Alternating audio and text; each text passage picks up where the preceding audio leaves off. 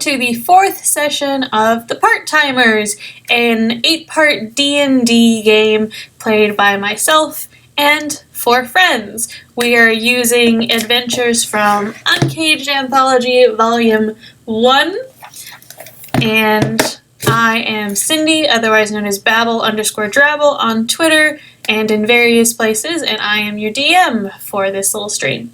And now we will introduce our players as we do every week. So first, Phil. Hi, I'm Phil Weasley. I'm a visual artist. You can find me at phil.weasley on Instagram or at Phil Weasley on Twitter. And I am playing Arato, who recently leveled up and is now a swashbuckler through his experience with the sword. Yay! Okay, next is Evan. Hi, I'm Evan, also known as Alphabet_Evan. I am a theater artist and also a education administrator. I am playing Nim. They are a tiefling dragon sorcerer.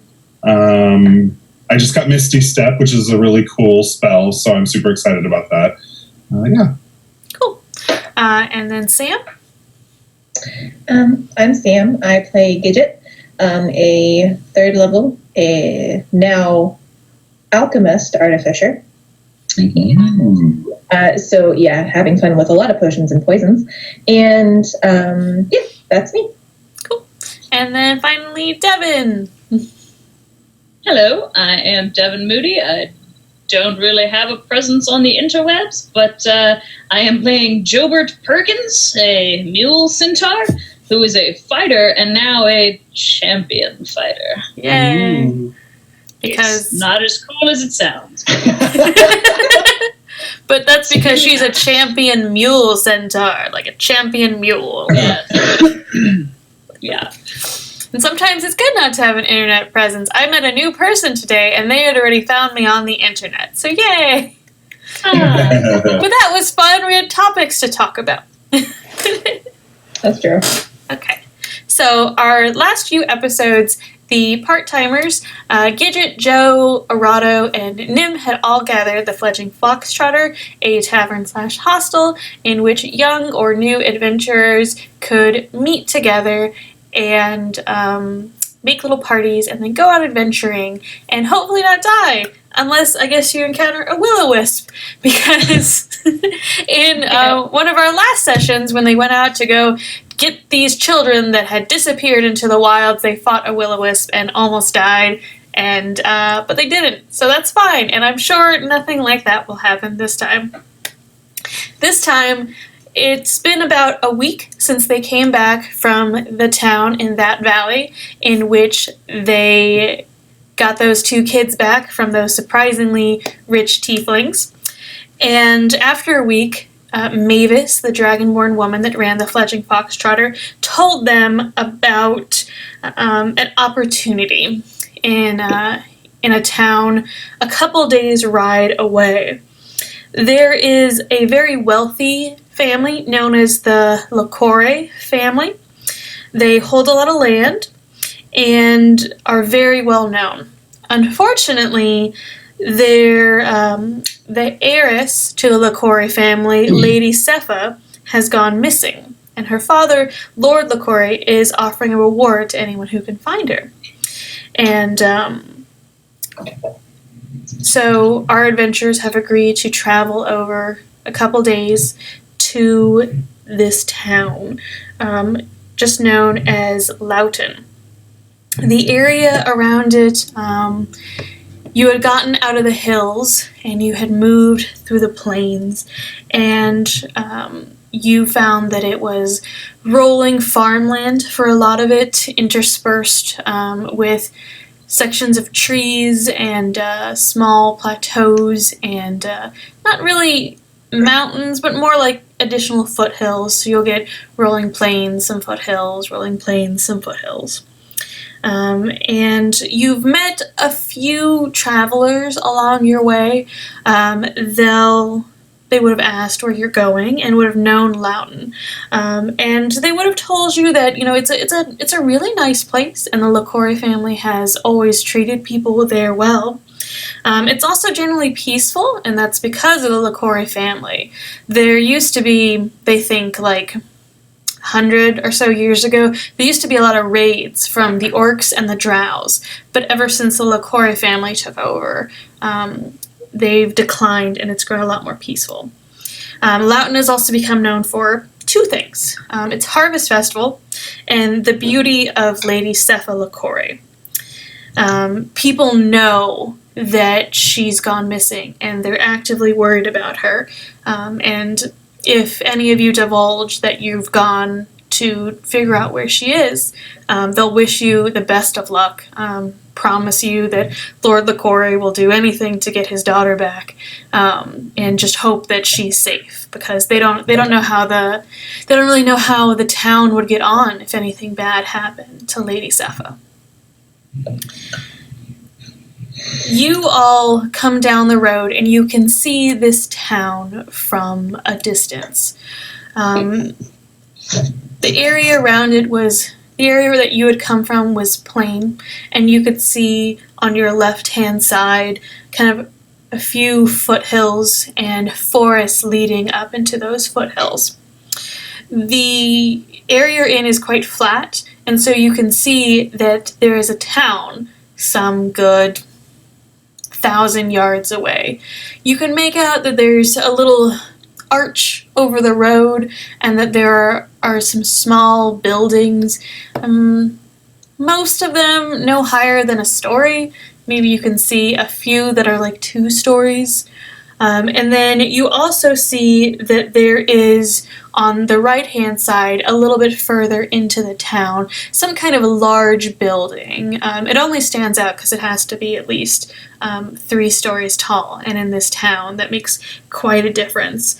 And you can also tell that there are ribbons tied to this this archway over the road that leads into the town. They look like they're purple and green. And as you approach, you can also see that there are trees along the road as you come towards the town. They look like they're young apple trees, just beginning. They look like they're young apple trees, and they're tied with these green and purple ribbons. And is there anything that you want to do before you actually get into the town, or do we want to just jump into the town?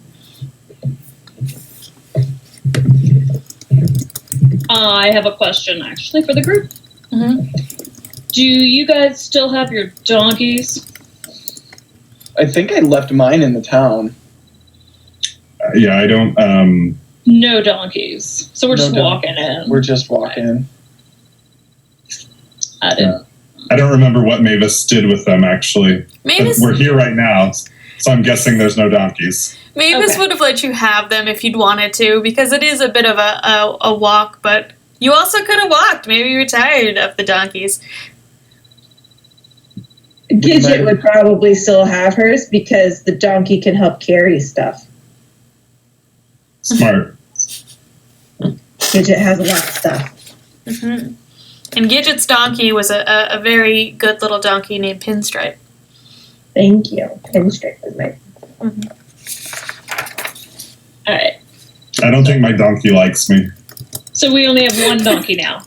Okay. Yeah, right. I would have let mine have adventures and run free. Okay. Pinstripe is a good worker. All right, so Lady Twinkle is having adventures, and you don't think that Daisy, otherwise known as Peanut, the pygmy donkey, likes Nim? No. No. Okay. Nim's too tall, I think, and dragging a fairly tall, relatively heavy tiefling around is not ideal. Especially that right side saddle, so they're always tipping slightly. Fair enough. Or Peanut. And if I get sick of walking, I will just perch on the rump of Jobert if they're amenable. Think backwards. Sure. But my like legs are crossed, like Understood. just balanced on the very edge. Have impeccable balance and able to just sit there. Keeping it classy, really. Yeah. Do we need an acrobatics check? Would you like to give me an acrobatics check to see how well you can do these things? Now I want to have Arato, dang you. now I want an acrobatics check. My dexterity is crap. Oh, so I got a 17 plus 1, 18. All right, so actually, Nim does this quite well. It's probably because they have that incredible tail that keeps them balanced. Like kangaroos. Yeah. Hard. You have that tail. All right. So Thank you, Jobert. Oh, no problem. Walking in style, really. okay. So, yeah. What sort of things could we do before we head into town? Yeah. Right now, you wouldn't have had much opportunity to do much other than talk.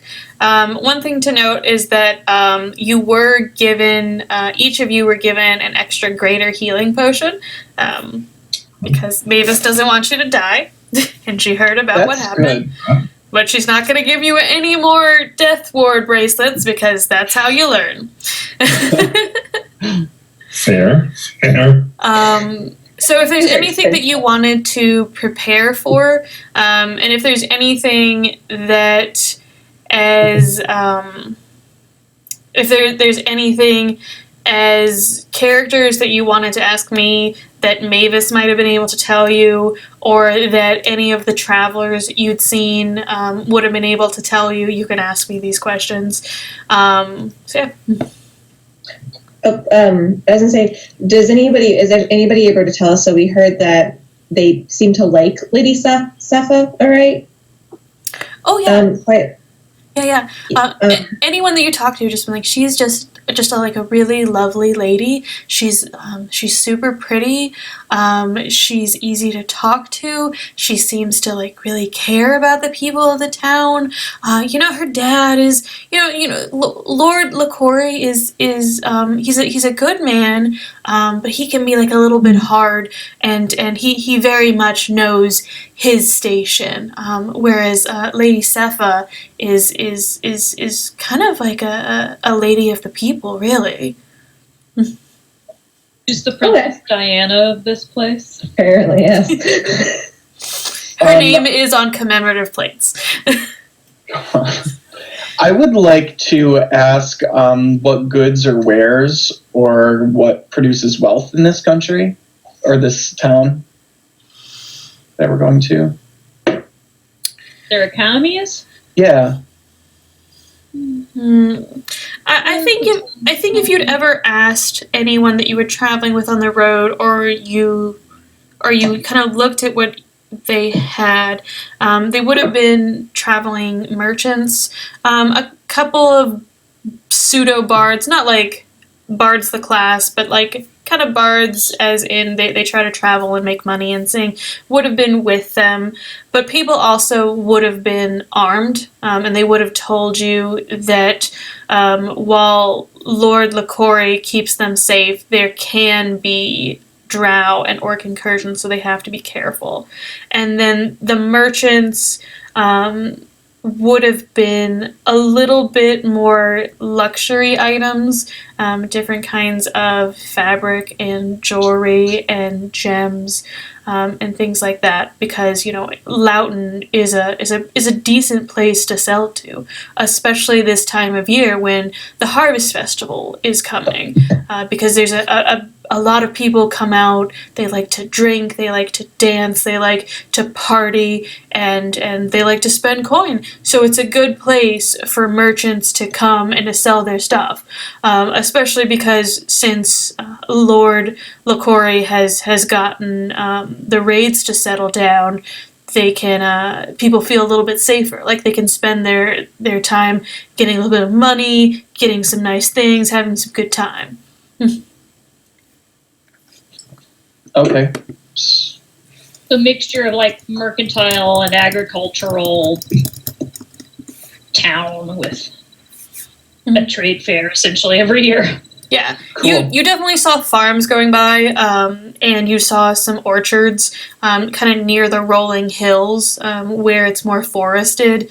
But like the merchants themselves will let you know that there's some good money there, and you can sell some luxury items this time of year, especially. Yeah. And as you guys pass into the arch, unless there's any pressing questions, you can see that the town doesn't butt directly against the arch, and there's not any wall, but there's kind of like a ha wall, like the Hawthorne walls, right? That they had in England in manor houses, where they were tiny little half walls that wouldn't keep anyone whatsoever out, but looked nice and gave a delineation of space. But anyone that wants to give me an intelligence check can do so as you pass by these little hot walls. Nine. Oh, 5. 13. We need to go back to school. Well, Stanford. I would, yeah, intelligence. 8, 9, 13. 21. 21. All right. So the 13 is enough to realize that these walls weren't made to be small. They look like they're a little bit too thick. They're a little bit too overgrown. The edges are a little bit too perfectly like sheared down to have been short. They must have been taller. Whereas with a 21, Gidget realizes that these were defensive walls. So at one point in time, Loughton was a walled town. And it looks like over the years, and with the 21, you probably have to say that in the last 50 years, they've been able to cut down all their walls and make them more aesthetic than defensive.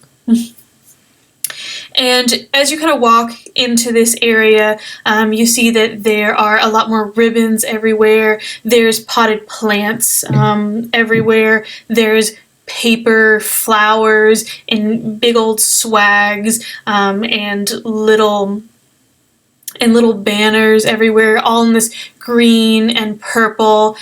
You can see that there is a little stage being set up in the first plaza you come to. But you can also see that people are moving a little bit sluggishly. They're kind of doing this, they're kind of decorating almost absent-mindedly. They stop and they whisper at each other. And when you guys come into town, they this one young kid, he has to be 12 years old, kind of perks up and is like, is Lady Sepha with you? No. No. No, Are you we sure? have not seen her. Are you sure? Yeah. Pretty sure. Yes. And an older boy with him kind of slaps him over the head and is just like, Lady Sepha's not coming back. That's what everyone's saying. He's like, but maybe she will. How do you spell that lady's name? Sepha?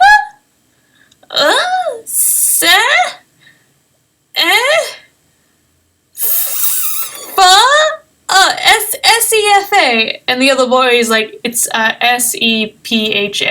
Sepha. Sepha. Yeah.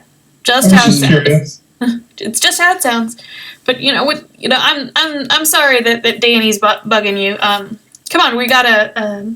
We're supposed to be cleaning up some of the side streets so people don't have to walk through leaves and stuff. So why would people say she's not coming back? They kind of move off down a side street, and then the younger boy's like, she's definitely coming back. She always comes back. And the older boy is like, she's never been gone this long, and the Harvest Festival is in just a few days. We can't start the Harvest Festival without her. What do you mean she's been gone? She leaves periodically?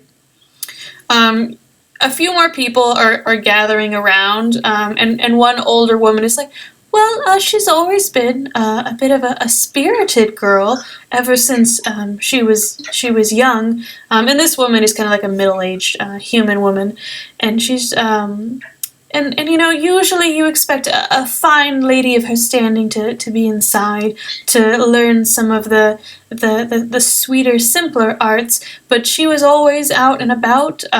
She loved to go towards a creek in the woods. Everyone always knew that she'd be there at least in the afternoon, usually reading. That's how we got to see her and know her, because she was always about.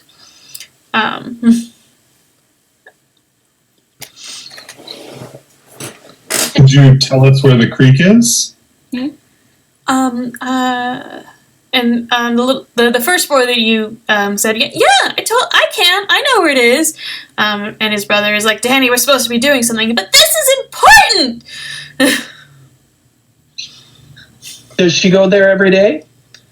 The one was like, the older woman that came over is like, maybe. I think that you'd have to go to the manor. They probably know her schedule better than we do, but I think I've seen her out and about in town almost every day. And an older man of like, I almost every day. Even rain or shine, she's really into nature, I think. Huh. How long has she been missing? Let's see. The woman was like, I believe it's been 3 whole days at this point. Well, no, it wouldn't have been, it would have been 3 whole days at this point, yeah. What was that? When was the last time anybody saw her? Like where or when? More people have gathered. Someone was like, like a week ago. And so I was like, no, I saw her like 2 days ago. And someone was like, no, it had to have been more than 3 because she's been missing for 3. And so I was like, maybe you can't count. I can totally count, man. And so you're getting kind of conflicting ideas, but the general consensus I think you'll get is it's been about 3, maybe 4 days, they think. Okay. Can you direct us to which way the manor is? Everyone kind of like turns and looks towards that right-hand side where you came in to that big 3-story building, and you can see that it's like made of brick. It has some decorative ironwork on it and some decorative ivy growing over it. The chimney is tall and stately, and there's a small curl of smoke. It'll probably take maybe a 5-minute walk to go to, and the woman's like, "It's over there, dears. That's the manor. Manor LaCour." Oh, right. Yeah. Uh-huh. Is there anything in the vicinity that is purchasable? There are some pop-up stalls around the plaza. There is also a dry good place, a dry goods store placed a bit further out. There is either a tavern or a restaurant over on one side, and then there looks like there's a small curio shop on the other. I am going to look for the tavern and head in that direction. Okay. I think Nim's going to head to the curio shop. I'm going to the curio shop, guys. Oh, okay. All right then. So, Arado's going to the tavern. Mm-hmm. Yep, and I don't say anything. I just spot it and start walking. I guess Arado just just like do. Okay then. But Nim told Gidget and Joe, so. So well, at least we know where one of our friends is going. I suppose I could go to the manor to interview the Lord. I don't think I should be alone in this. I think maybe I'll go. You know what, Irado? Why don't I come with Irado? I'm just going to trot after Irado. Gidget, do you want to go with me and we can look for tchotchkes? Yes. I will Maybe do you can that. incorporate them in some of your artificery. There. I will follow. I have this sack of gold and I really just want to spend money on something. Tchotchkes. Okay. Fair enough. All right. Those little porcelain figurine of like shepherds and shepherdesses like Yep. dancing. Yeah, should just get a collection to going. I mean, Nim is pretty much a tiefling magpie, so Yeah. tiny, kitschy. Yeah. Like garden flamingo. Ah. Yeah. I'll put it in your saddlebag of holding for safekeeping. Step 1. Get saddlebag of holding. Step, Oh, right. I know. Step 1, have Gidget make you a saddlebag of holding.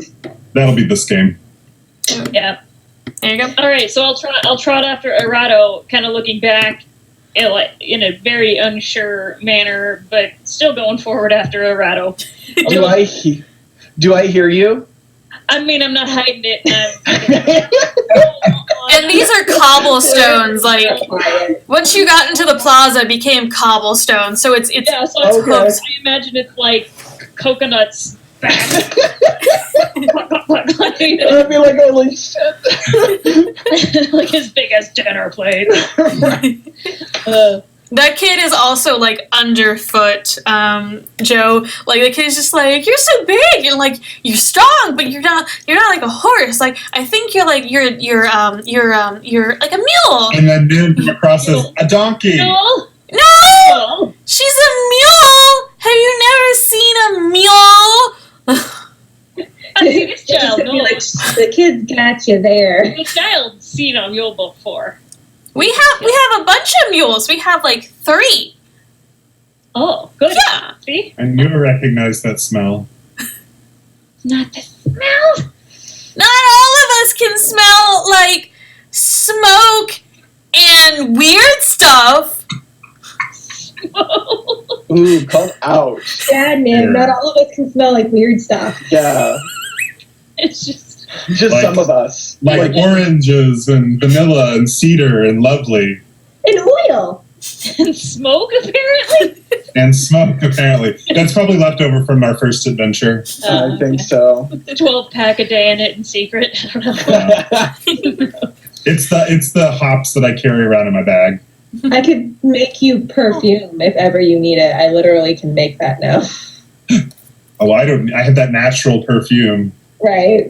But I could might try have to you make me a musk to cover it up. give you something to cover that up. Right. That, or I could try to mimic your scent. Maybe that's what I do. Ooh. The whole party New can smell. powers, Gidget. Could sell that. Bottle it up and sell it.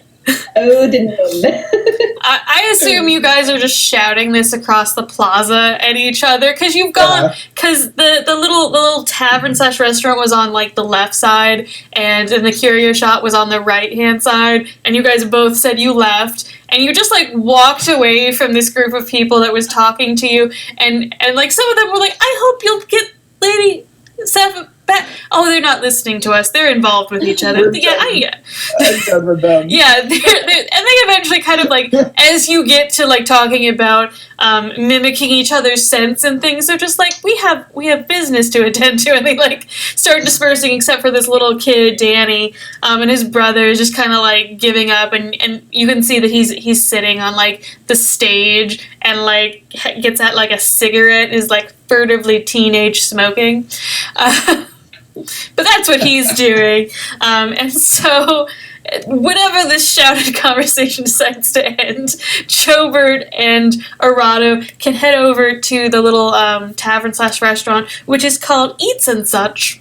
And at Eats and Such, you guys can walk in and you see like a very lovely interior. It looks like it's all made of mahogany. There are collections of pomegranates on all the tables scattered around. There is a full bar with shining bottles of liquor. You can also see that there is a full hearth on one side, which isn't just like decorative or for warming, but you can see that there is food being cooked on it, and you guys get the smell of something roasted, something sweet. Kind of smells like a little bit like honey, a little bit like apples. And it smells really nice. And there is a high elf woman behind the bar, wearing like a button vest and a white button-up shirt with the sleeves rolled up, showing just a lovely collection of like tattoos, all of them kind of wood-based and plant-based. And then the person tending the fire looks like an old gnome woman. But the elf woman was like, "Oh, hello, come in, both of you. We didn't expect to get too many people today." I will very carefully enter. Careful not go ahead to and bump things. bounce in front of Jobert and just kind of scan the area.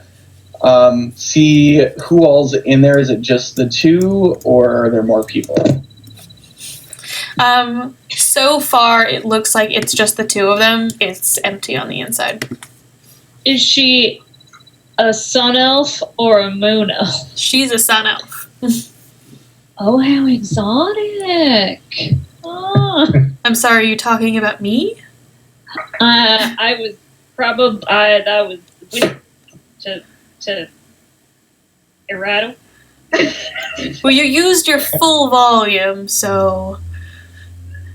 And also I have some ears and have made of a superior race, so I'm going to hear these things. So I'm gonna whisper, not so subtly, to Jobert, "What's a sun elf?" That's me, my small wood friend. A high elf, blessed by the golden rays of the sun, as you can tell by her golden skin. She fairly sparkles even, and her hair is actually kind of short, and black, maybe with like a little bit of brown in it. She's a quite striking looking woman. I'm going to kind of saunter over to her and say that I'm blessed by the sun as well. It helps me grow. That makes sense based on what I can see your physiognomy. It is adorable. And while I'm doing this, I'm going to observe her person and see if she has anything of value within her region. Okay, you give me a perception check. That was terrible. I got a 6.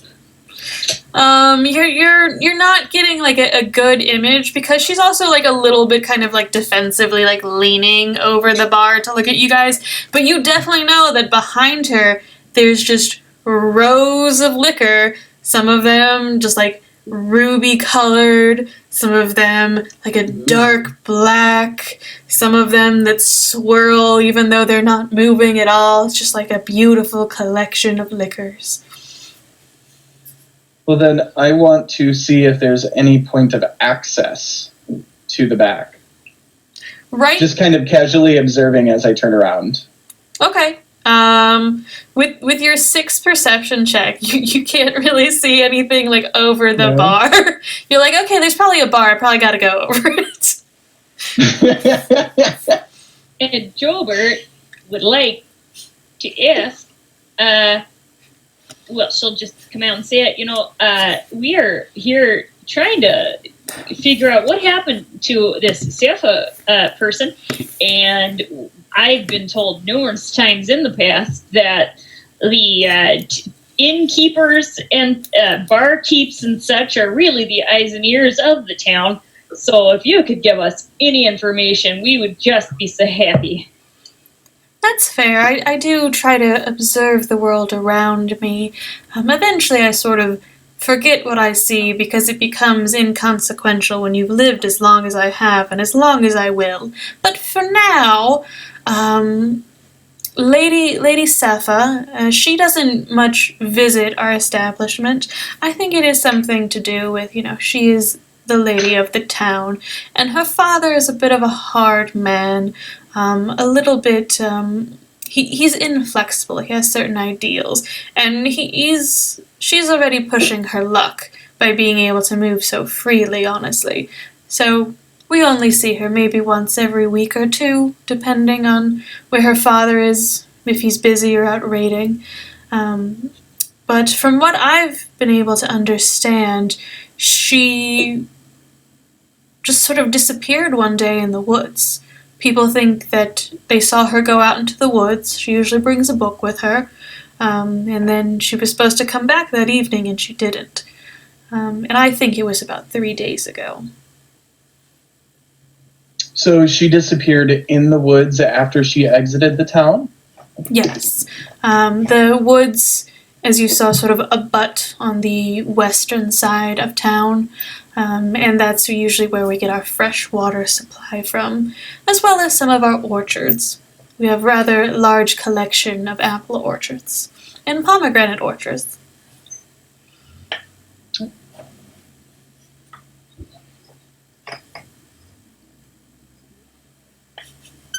What is a gnome woman doing while we're having this conversation?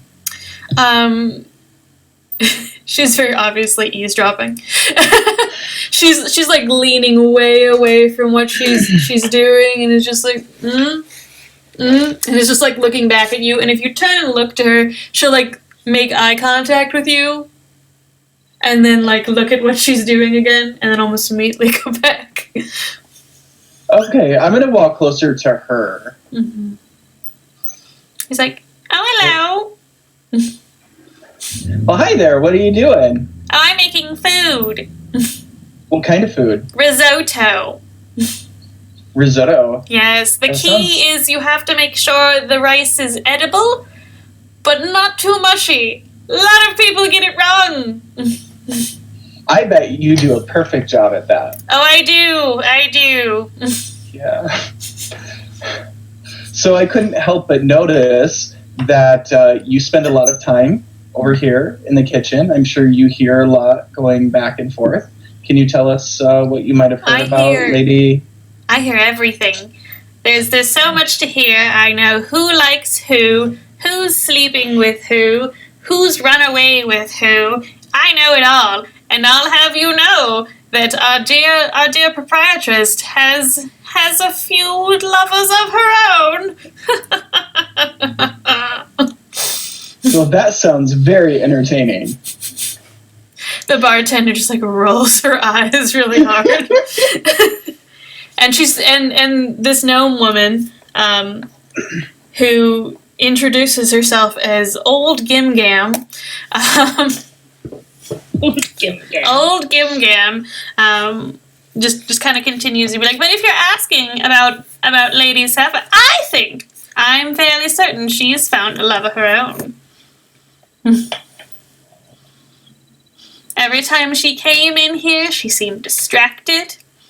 She wanted to talk to people and asking them, you're dating someone? What's it like? Oh, where did you meet? And I don't think she used to care. I've been here for a long time, just as long as she's been alive at this point, and she never seemed to care about anyone until the last couple of years.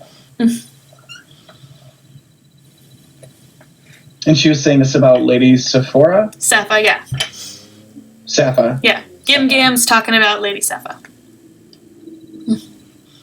Lady Sephora sells very expensive items.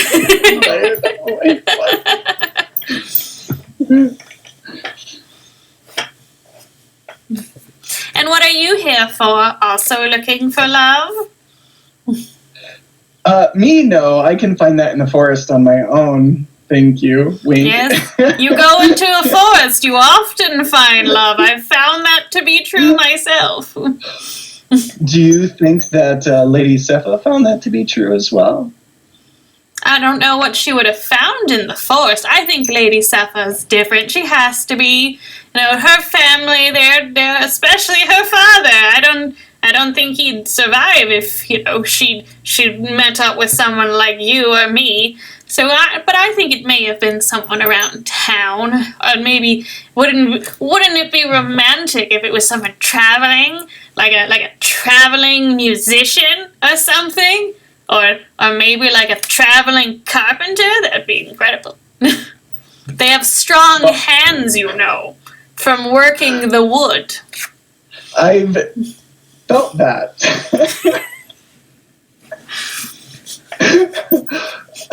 Rado prefers carpenter. Is a gossip. Right? So I would like to see if she's keeping any information back or if she knows more than what she's actually saying about Lady Sepha. That's an insight check.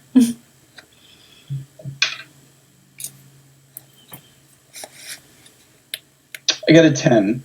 10. You think that she's being forthcoming. With a 10, you might get the... You think she believes what she's telling, but sometimes she also forgets what she's saying, but then she still believes herself. So, meanwhile, the bartender is just like, if Gim Gam didn't make the best risotto in this whole continent, I would probably have fired her 100 years ago. Can I do an insight check on the bartender to see if what she was saying may have been true and or if the bartender likes me Okay. as a person? Sure. That was a nat 1. You're not... You're not sure? You feel like you can believe her. She seems like a straight shooter as far as you can tell. And, she hasn't said anything bad about you, so why wouldn't she like you? Okay. Why not? It's kind of whatever Joe would think of this situation. But she gets no, outside influence. It's all solipsistic. It's whatever she thinks. Whatever Joe thinks. Okay. Mm-hmm. Yeah. All right, so meanwhile, Nim and Gidget have walked over to the curio shop known as a small extravagance. Oh, yes. Yes. And you walk into a small extravagance, and as you do, these lovely little wind chimes made of crystal tingle as you go in, and you get this scent of vanilla and sandalwood, and it kind of looks like, have any of you seen the Studio Ghibli movie Howl's Moving Castle? Yes. You know what Hal's bedroom looks like? Stuffed with shit, brightly colored, bejeweled, some of it totally worthless, everywhere. My heaven. Yes, that's what a small extravagance looks like. And you hear from somewhere among these towering piles, you hear a little voice go, "Is that a person? Is that a person over there? Is it the wind or is it a person? A wind or a person?" Yes, we are people. Oh, can you follow my voice? And the symbols? And you hear little finger tings, ting, ting. Follow my voice, ting, ting. Okay. Don't get lost. Hello. Okay. Yes. Hi. Yes. Hello. And you guys walk through, and you eventually see that towards the back of the shop, almost like in a little nest, is a beautiful brocade. Let's call it a beanbag.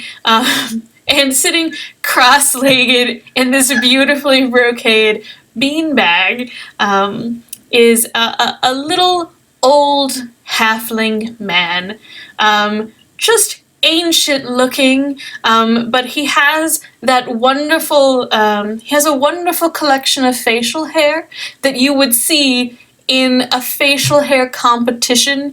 Huge, curls around his face, smoking a pipe fully as long as he is, with a lovely little blanket folded over his lap, and he's like, "Hello!" He takes the little finger syllables off his hands and put them, "Hello! Hello! What brings you What's here? your name, proprietor? Oh, my name is Padre. Well, hello, Padre. Hello, and you are? I'm Nim, Nim, yes. and this rocky crag of goodness is my friend Gidget. Oh, what a lovely introduction. And how can old Padre help you? We want to buy something. Oh, of course. Everything in this shop is for sale, including some say me. But not lucky really. them. But not really. I can't. Gidget is trying really hard not to laugh at this very weird situation. Oh, and Nim's just laughing. Yeah. Is there anything of note that we should know about in the shop, or? It has to depend on you, because I think I have something for everyone. If you like bones, we have bones. If you like hats, we have hats. If you like perfume, we have perfume. If you like tales of drunkenness and debauchery, I wrote a book. He's published. Oh, I've been Nice. published. I am fairly old, so I publish approximately every 10 or so years. I have at least a dozen books under my name. Oh, Padre. No, Padre, intrigued. What about medals and jewelry and gems and? Oh, I have so many things. And then he'll be like, little servant! And in a collection of stuff beside him, you see it sort of move and tilt around, and then come waddling out is a little ceramic teacup, little animated ceramic teacup. And he's like, little servant, we need some gems. Can you find some gems? And it like kind of bobs, and then it goes shuffling off, and you hear tinkling and clinking, and then after like a couple minutes it comes back, and now it is full. Like there's a little mobile half sticking out of it, and on the mobile are like little glass birds of different species. There's like a long coral necklace coming out of it. There's like a little ceramic unicorn sticking out of it. There's a ring that is, with a gem on it, like the size of your eye. There's just a bunch of like little things in it. And it like waddles over to you because it has like little pewter legs. And it like waddles over to you, and it like jumps on a thing, jumps on another thing, and then like gets as close as it can go, and then it like bows so that some of its stuff comes out, and then it sets back. That's adorable. Oh, precious. Thank you, servant. And it bows again. Spell? What'd you say, Gidget? I was like, is this a spell? She's like looking at Padre and like writing in her book. I was like, oh yes, animate objects. Any wizard worth his salt can animate a few things. Yes, of course. Do you know that spell, Gidget? Not currently. That could be useful. Is there anything that you want, Gidget? Oh yes, everyone needs to get something. Gidget kind of like points to the tiny bird that's like flying next to her, and be like, I make things. So any yes. extra What's its name? part? Does it have a name, this creature? Oh, this is Rintalk. Rintalk. Oh. And he sort of like bows to your little trinket bird. Yes, good to meet you, Rintalk. And Rintalk kind of does this weird like little flap. Dab. It dabs. Yeah, that's what I figured it was doing, like a little wing dab. That's funny. I taught it that move. Oh, wow. And be like, so I need any type of metal or like gadgets or scraps or gears that you have, anything like that, and I can like do that. Okay, yes, you want some trash because you're going to turn it into treasure. I know how that goes. I like to collect old rolls that you might put some toilet tissue on, and then I turn those into vases. So, yes, but we could get you some trash, just a minute. Larger servant! Larger servant! And then there's like a crashing behind them, and then he's partially like shoved forward as an animated wheelbarrow comes out, just overflown with crap. Just like old girders and used up fire pokers and a bunch of like metal nails and screws and things like that. But this one looks like more excited. It's just like kind of going up and down, so it's like a. I don't think this one gets to work much, Gidget. Oh, I'm happy to make it stay. So if it brings over and sits down or something, I'm gonna like sit down and start like going through it, and I'm hoping to find like gears and maybe some oddly small, even if they're small, like some precious metal stuff. Mm-hmm. Things like that. It doesn't necessarily dump anything out. It just like keeps waiting, but you can totally climb into it and pick through the things in it. It's a large enough wheelbarrow that you can fit in it. I would climb in it then. Okay, give me a percentile roll to see how much chunk you get.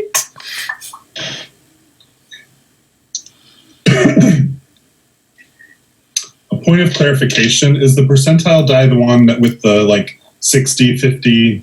Yes, but okay. It's usually both the 100 and the 10, because that's how you can do like individual numbers.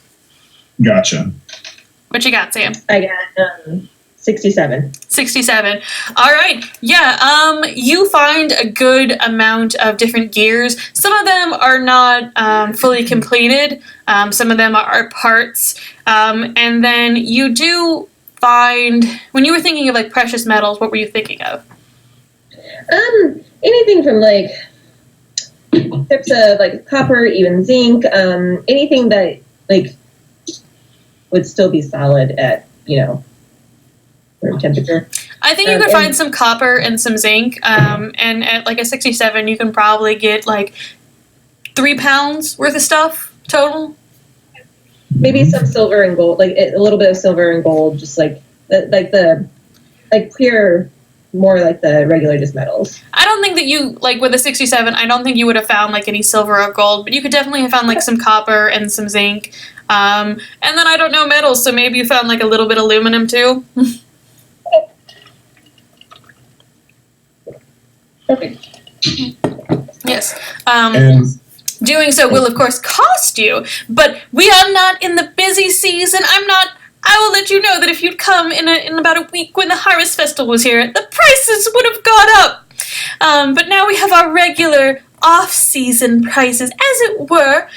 So going through all the metal, it's just about it's not that great. Like 1 gold for your trouble. I'll pay for your stuff, Gidget. But would you? No, I know, but. It's a little self-serving because I would like you to make me something. Like, can you make enchanted items? I can. It kind of depends on the enchantment that you want. Okay, we'll talk about it when we get back to the fledgling. But okay,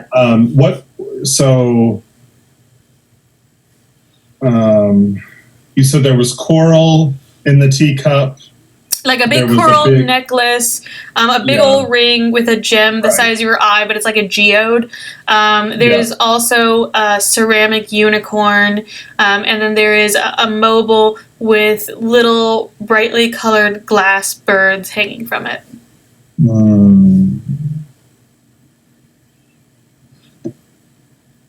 I think I'm going to go for the coral. How much would the coral and the geode cost, Padre? Oh, 10 gold. Just 10. Okay. I'll take those, and I will be paying for Gidget's 1 gold worth of what you call trash. Very good. And because you've purchased for me today, everyone Excellent. What kind of tea? It is fruit tea, apple, pomegranate, some dandelion, and then a little bit of cinnamon. Yes. Excellent. That sounds very good. All right, I think I'm satisfied. Gidget? I am good. Thank you very much. And she bows to the wheelbarrow. I mean, and it like jumps. I pat the teacup. It dances slightly to the side. He's like, "Well, thank you for coming in, but you just came to my town, to our town, to buy a small extravagance for yourself." Partially, but now that we've concluded business, Gidget, I think we had some questions about Lady Sepha.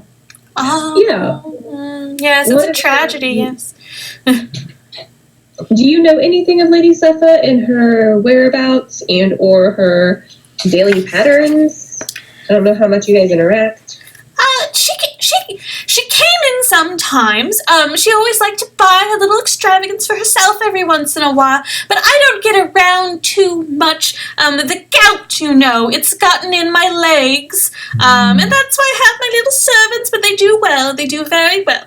And so I don't get out. I just heard from everyone talking about it, and people are so worried that we can't even have the Harvest Festival. It's almost like if she's not here, then Harvest can't come. Is she like a representative of a god or something? Oh no, she is.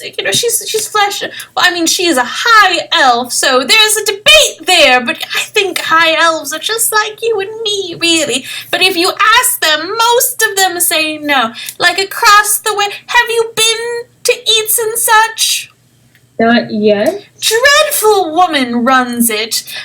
Just named Zephyr. Don't care for her at all. She has ears up to here and down to there. And, there's probably something stuck in there. And he points to his behind. Oh. You said tragedy? I hadn't heard that it's a tragedy. I assume it's a tragedy. Everyone acting like it is. So she must be dead. Somebody must know that she's dead because everyone just seems to think she is, and that the harvest won't come, and that we're all doomed. And I think that, she's run off. Why wouldn't she? Her father keeps a tight leash on her. Why not have an adventure? So her father keeps a tight leash on her and doesn't let her get out the way she wants to? No, she's supposed to stay inside. She's the heiress. She's going to rule after him, and he's a bit of a military sort of man. And I think that he assumes that she'll marry into somebody who could continue the tradition, and that she just instead wants to live her life. And who wouldn't? Who doesn't want to live the best life they can? Fair. So when was the last time you spoke with Lady Sepha? And he seems to, and he thinks, he's like, the last time. Well, now that you mention it, I actually saw her. I saw her the morning that she disappeared. She came by, she was here early.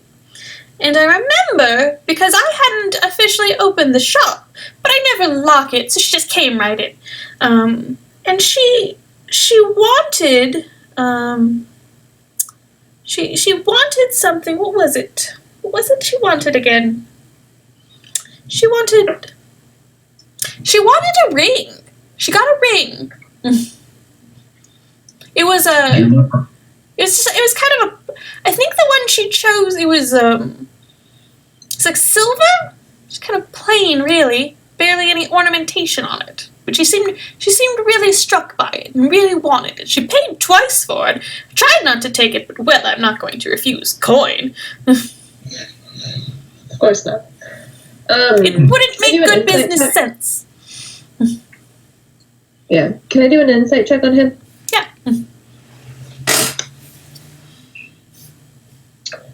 Well,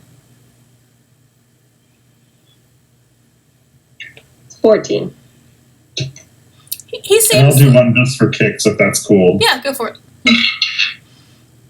That is a 14, 16.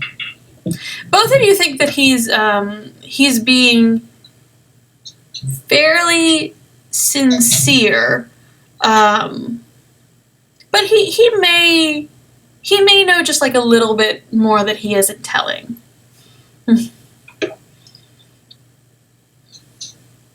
Is that all you know, Padre? And I think I'm going to try and do a persuasion on him that's okay. Okay, yeah. Is that how I do that? Yeah. Okay, so... You kind of try to persuade him to tell you. Really Right. quirk that eyebrow. Right, so 11 plus 6 plus 2, 18.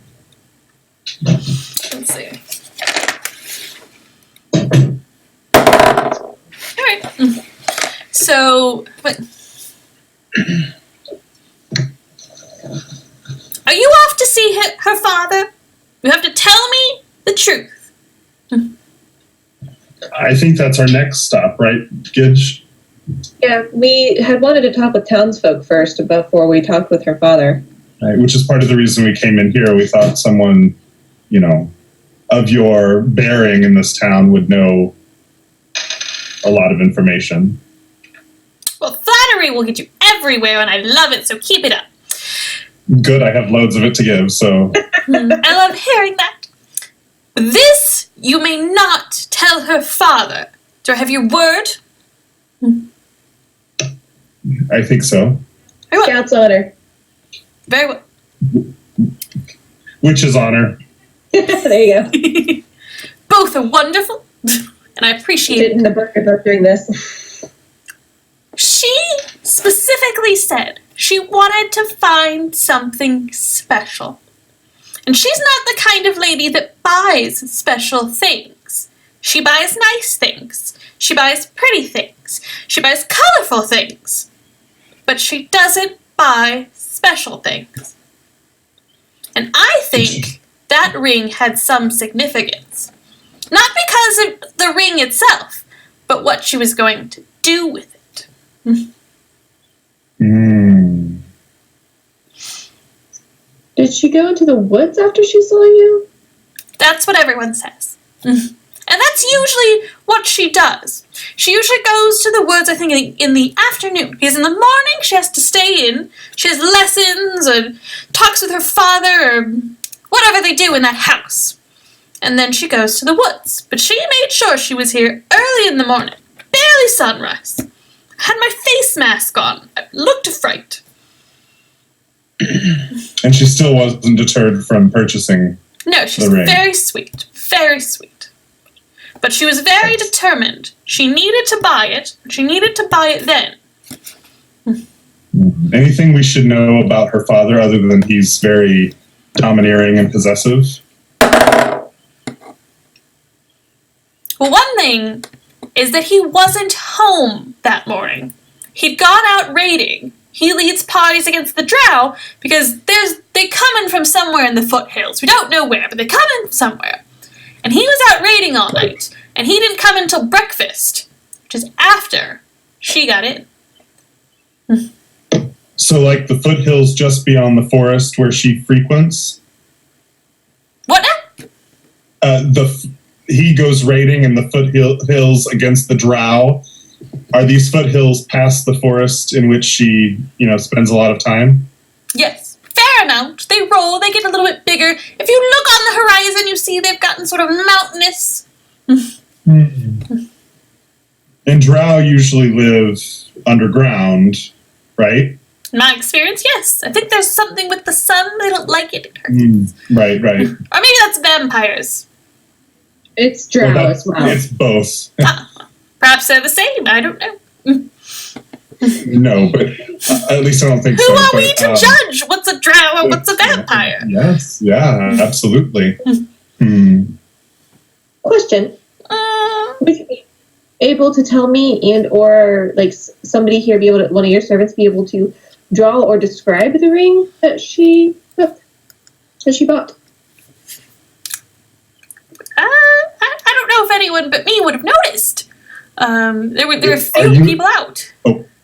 Are you able to animate Gidget's pencil to make it draw what the ring looked like?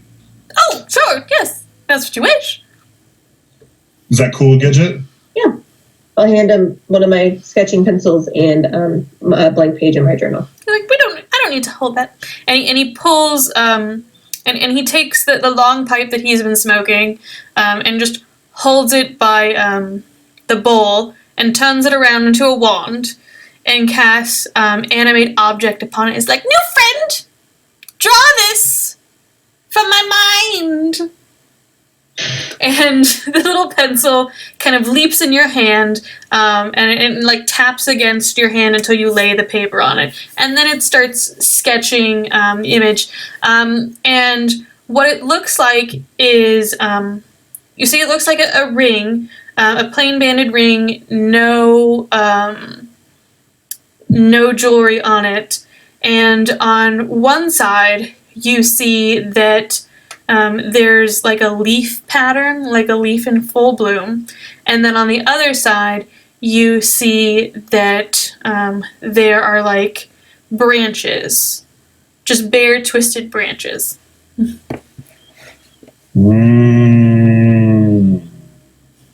How pretty. I suppose I have flashier things, but everyone likes something.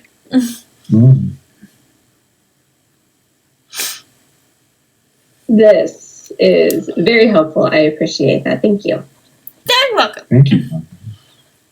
We might come back and visit you on our way back through town. Please do, but remember, if you're here in a week, it's festival prices. And maybe we'll pay the festival prices. I'd love it if you did. Okay, so that's... I think we're going to bow and like slightly nod and walk out the door. Yes. He puts the little finger symbols back on. He tings your way out. Gilbert will motion to Arado that it's time to leave. I bet we got more information than our friends did. I think so. I think we're in a pretty good place and we could go find her. But I may want to get a trinket first. What are you talking about? There's a store down that way. Yeah, let's go get it. Let's cool. go get Have Yeah. that. The bartender is just like, don't go there. He's mad. He's mad about what? The man that runs the curio shop. He's a madman. Can't talk to him. He's ridiculous. Don't do it. No, we Can I do it? He doesn't even have any magical items. He says he's a wizard. He has nothing. If you want something magic, take something from my shelf. I do want something magic, as a matter of fact. What do you have? Well, each of these beautiful bottles is full of potions, and of course, high top shelf liquor. Most things are only one. Only. So what kind of, I want to find out what kind of magic potions she has. So what kind of potions do you have herself? Is there anything super duper special? Well, what would you like? Would you like to be invisible? Would you like to be stronger? Would you like to resist the elements? Well, all those things sound real good. Do you just want to be really slippery? Maybe. Well, if you'd like to be really slippery, and she goes over to a black bottle with like a swirling nebula in it, she's like, this is a combination of absinthe and oil of slipperiness. You don't have to drink it, and I would not recommend it, but you can bathe in it, and you will be both not sober and slippery at the same time. That sounds like an amazing product. How much is it? Oh, well, for this, how much do you want to spend for it? Gerardo, this is on you. It's not safe. It's not safe for a centaur of any variety to be slippery. That's probably fair, but would you like to be tiny? Have you ever thought, I'm too large, my centaur friend? Do you want to be tiny and also drink apple brandy? It'll wear off, though, right? Eventually, yes. I actually want to stay tiny. I enjoy being much larger than everyone else. Tiny's not bad. Yeah. Abominable. They look up at Jobert. Down. Yes, it will. All of these things will eventually wear off, but in the meantime, you can enjoy it. I would like to purchase your invisibility potion and your slippery potion. Would you give me a deal for both? Perhaps. Now So the would I have- negotiations begin. So would I have to roll a persuasion? I want this. Tell me, like, how much... First off, tell me how much you want to pay for it, and then I can determine the DC for persuasion. Okay, so I would say... I have to look at what, because I don't remember what we have for gold and stuff. We have each 100. Well, I have 124, but I don't know if everyone has that from when we split it from last time. Because I started with 90. Oh, I did not start with 90. I started with far less than 90, so you probably have more than me. How about 1 gold? You can roll a persuasion check, but she seems immediately affronted.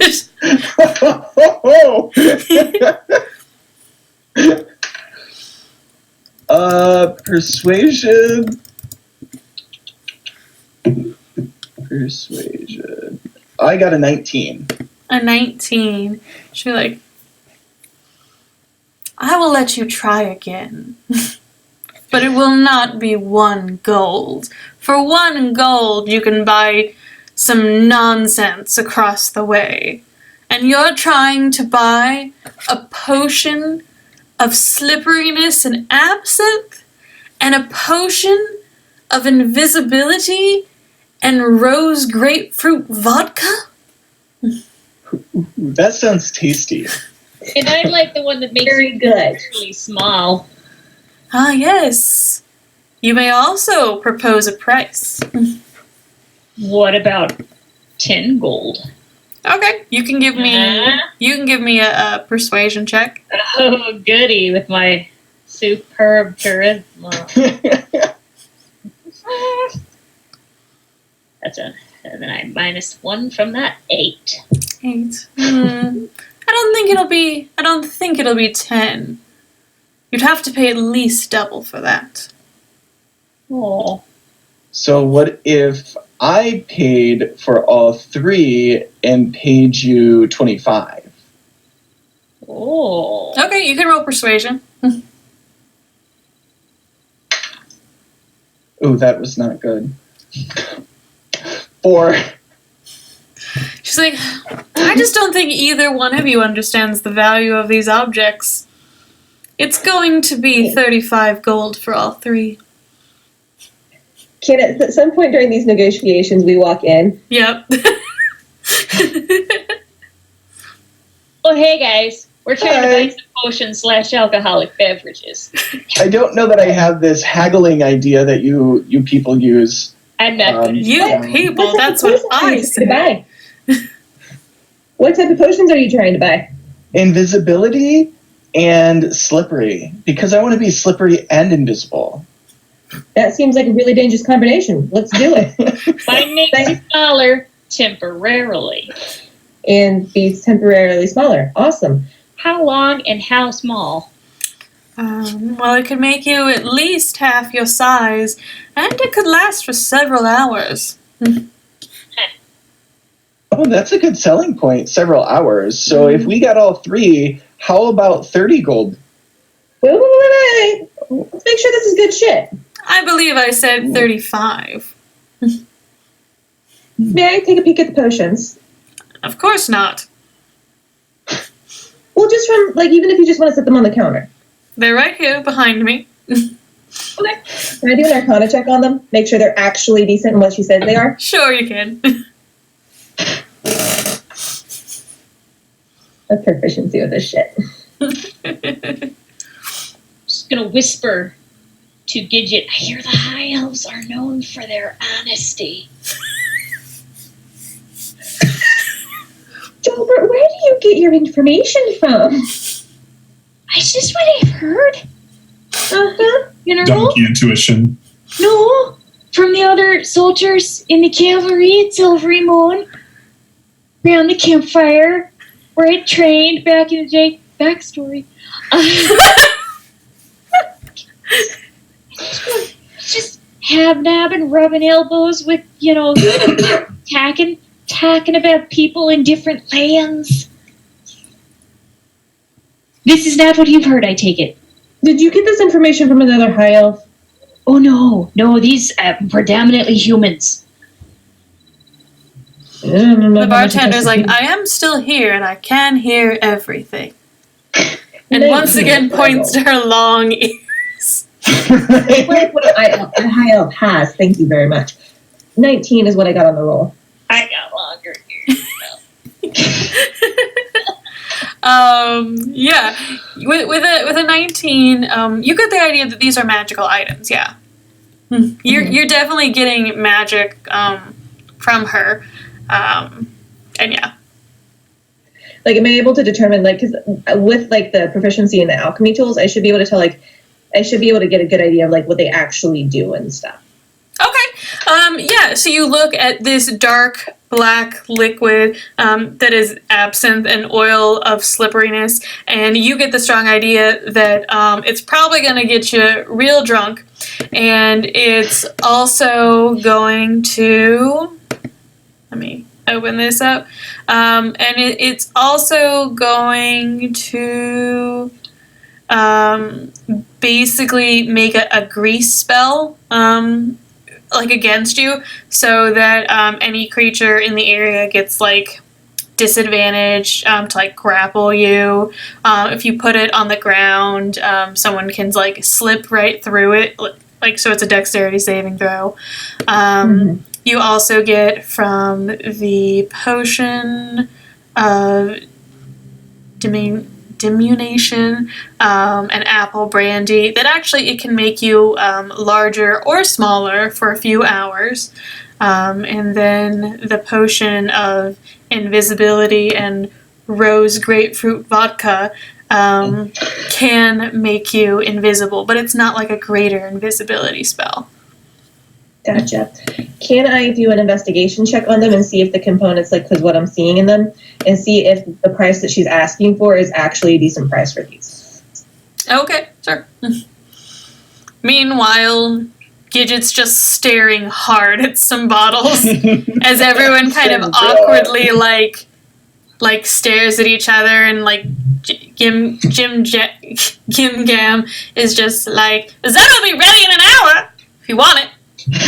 You're still here. What flavor of risotto? Seafood flavor, because we're near the sea. You are not near the sea. That doesn't sound tasty. How dare you, youngs? I got a 25. Okay. With a 25, you think that she actually could charge more for this. Could charge? Yeah, like, What was it? yeah, she could charge more for this. A lot of places, approximately 10 gold for this kind of potion is pretty low ball. I'm going to look at Arado and said, you're not getting less than 30. You pay the 35. That's a deal. Unless, of Okay, course, you it's 40 now. Oh, no. But it's not going to be, is it? I don't know. Is it, my almost as beautiful friend? Oh, that was a compliment, Nim. Ooh, get it, Nim.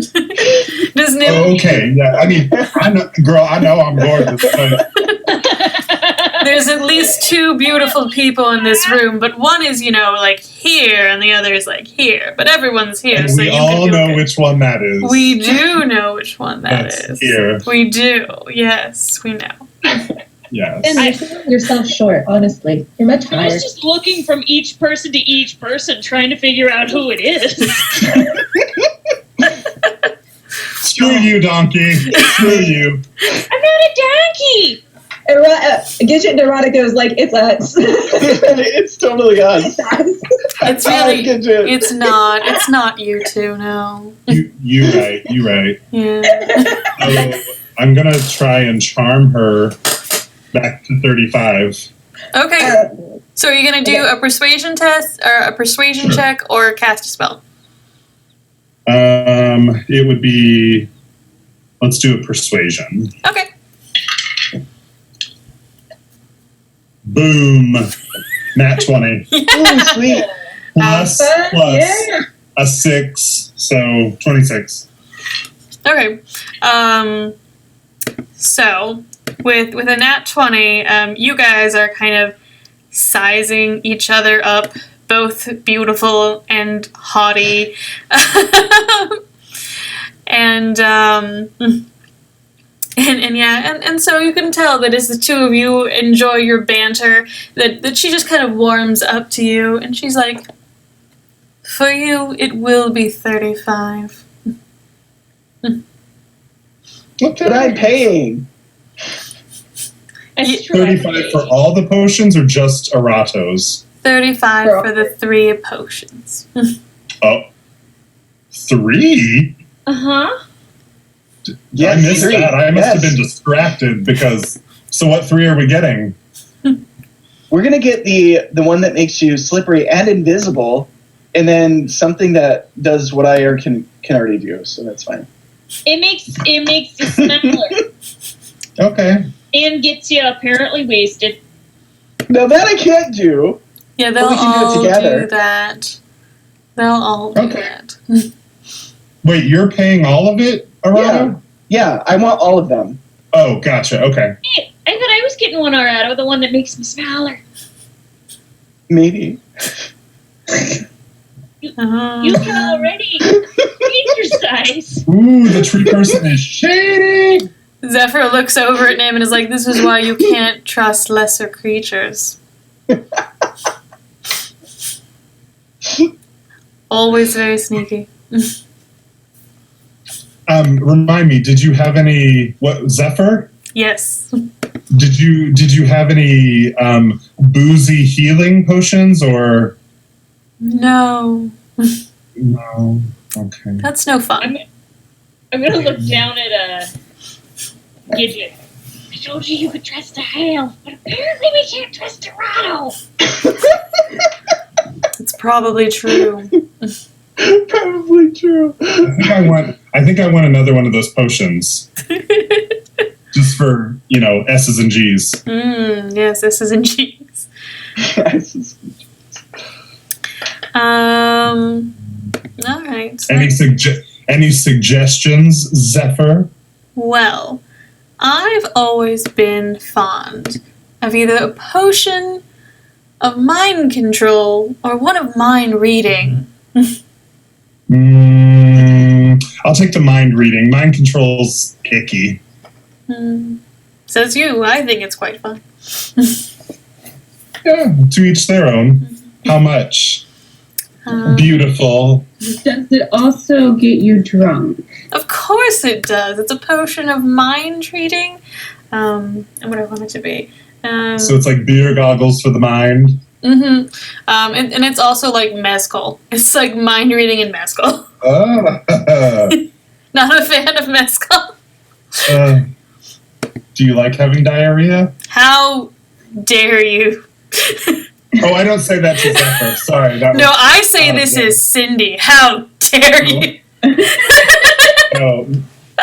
Mezcal is fine. It's fine. You don't have to lie to me, Evan. Okay, go. It is 15 gold. Oh, sold. Okay. And I have purchased the 3 other ones. Okay, yeah. So I go ahead and dig around in my acorn cap and hand her the gold. Okay. They're each worth 1 use. The Potion of Mind Reading in Mescal allows you to gain the effect of the Detect Thoughts spell. Use your spell save DC. The Potion of... I like that we took, like, oh gosh, we need to save this lady. She's missing. But also, let's shop, guys. Let's shop. We spent an hour and 42 minutes. I'm shopping. And then... We've been doing this for almost 2 hours? Yeah, we haven't visited her father. It is really easy to get lost in shopping in D&D. I'm just... It's too fun. I love meeting characters. It's part of the heart hooks, like magic. So Also, you can buy tchotchkes. you can buy tchotchkes. Give me a man named Padre. I love a tchotchke. And it's not real money. It's great. We can buy as many things as we want in our minds. And then the Potion of Invisibility and Rose Grapefruit Vodka is when you drink it, you become invisible for 1 hour, and anything you wear or care is also invisible, but the effect ends if you attack or cast a spell. The Potion of Diminution is... it is just reduce. So you gain the reduce effect of the enlarge reduce spell for 1d4 hours. And you don't have to concentrate, you just stay that way. And then Okay, cool. finally, the Oil of Slipperiness. You can cover a medium or smaller creature with all their stuff. You gain the effect of the Freedom of Movement spell for 8 hours, which means that your movement is unaffected by difficult terrain, spells, and other magical effects can neither reduce your speed nor cause you to be paralyzed or restrained. You gain 5 feet of movement to automatically escape from non-magical restraints, such as manacle or being grappled. And if you put it on the ground, you duplicate the grease spell for 8 hours. Cool. Get some worms drunk. Also, all of you will have to give me a DC 16 Constitution saving throw if you drink it or pour it on or near you. For which one? All of them. Oh, okay. Yeah. We're going to get wasted. And then we're going to have a small drunken centaur running around. A slippery wooden creature. And you're going to be screaming at the top of your lungs, but it's just going to sound like me, me, me, me, me, me, me, me, me, me. I dig it. Zephyr sees like the coral and the rings, like, got that from that crazy man, didn't you? Crazy man? Yeah. But it didn't cost you as much as this did, though, did it? I don't know. It cost quite a bit. No. I won. And she check marks the air. Okay. What Are you we want? ready to go to the Licore Manor, y'all? Yeah, let's go. Oh, sure, let's go. Thank you, pretty lady. You're quite welcome, more than averagely attractive tiefling. Okay, what, Gim Gam? Yes, what? Yes? Maybe we'll eat your risotto on our way back. Okay, an hour and it's ready. And then every minute after, it gets softer and softer. And that's not what a risotto should be. Al dente. That's what you want it. Or maybe we won't eat it. Hey, Gim Gam, next time, can you make a veggie version? I think seafood's a vegetable. Okay. And I just turn and follow Jobert. Fish are just vegetables of the sea. That is true. That's 100% true. I think That one. I've never seen you. I really don't know. No, you're correct. You're correct, my friend. You're correct. All right, bye then. Bye then. Bye. We'll head on up to that nice house. Okay. And while we're going, I want to slide Tiny into Joe's saddlebag without Joe noticing. You want to slide the potion into her saddlebag? Yes. Okay. Roll me a sleight of hand. Does Joe... Joe's not on the lookout for this, I think. No. No, Arado pretty much told her to bite it when she asked for it. So mean. I Don't ask Arado for anything. got an 11. Okay, but I think Joe's passive perception is like a 12, right? Yeah. Yeah. So yeah, you guys, you're clip comping down the street, and then you feel something kind of on your rump, and you see Arado kind of like halfway perched off the like one of your saddlebags, popping something in, and then like jumping off. Just making sure it's secure. Needing some storage space there, Arado. Oh, no, not me. For you. But I made sure it was latched, so you're good. We can continue going. Well, so we are given that. Oh, thank you. It's very nice of you. Bit of a 180 there, but that, hey, that works for me, I guess. And I'll wink and kind of hop in front of Jobert. Oh. We shall follow, and I will try not to step on it. Thank you. Okay, so you guys head on down the street. People seem to know that you're there, and you see people like go over, like some people like kind of waving at you, and someone you might see them walk over to you, and then you hear them stage whisper, "They don't really want to talk to us. They'll just walk away after like 2 questions." And like, oh, a little rude. Any of them like up to the group? Can I actually like interact with them a little bit more? Yeah, you can interact with anyone you like. There's just various people. They look like they're cleaning up and getting ready, like sweeping out their gutters, picking up any litter that ended up, watering some plants, putting them out. Just, yeah. Yeah. So you're going to be talking to them, Gitch? Yeah. Just seeing if I can get any additional information that they like, basically that she left 2 days ago, things like that. If I stop and kind of like talk with everybody individually, do I get basically kind of the same information from everybody? Yeah. Okay. Yeah. It's the Yeah. the consensus seems to be that she disappeared like 3 days ago. 3 days ago. Yeah. Okay. Yeah. And that she always goes towards the western woods to sit by the water, right? Yeah.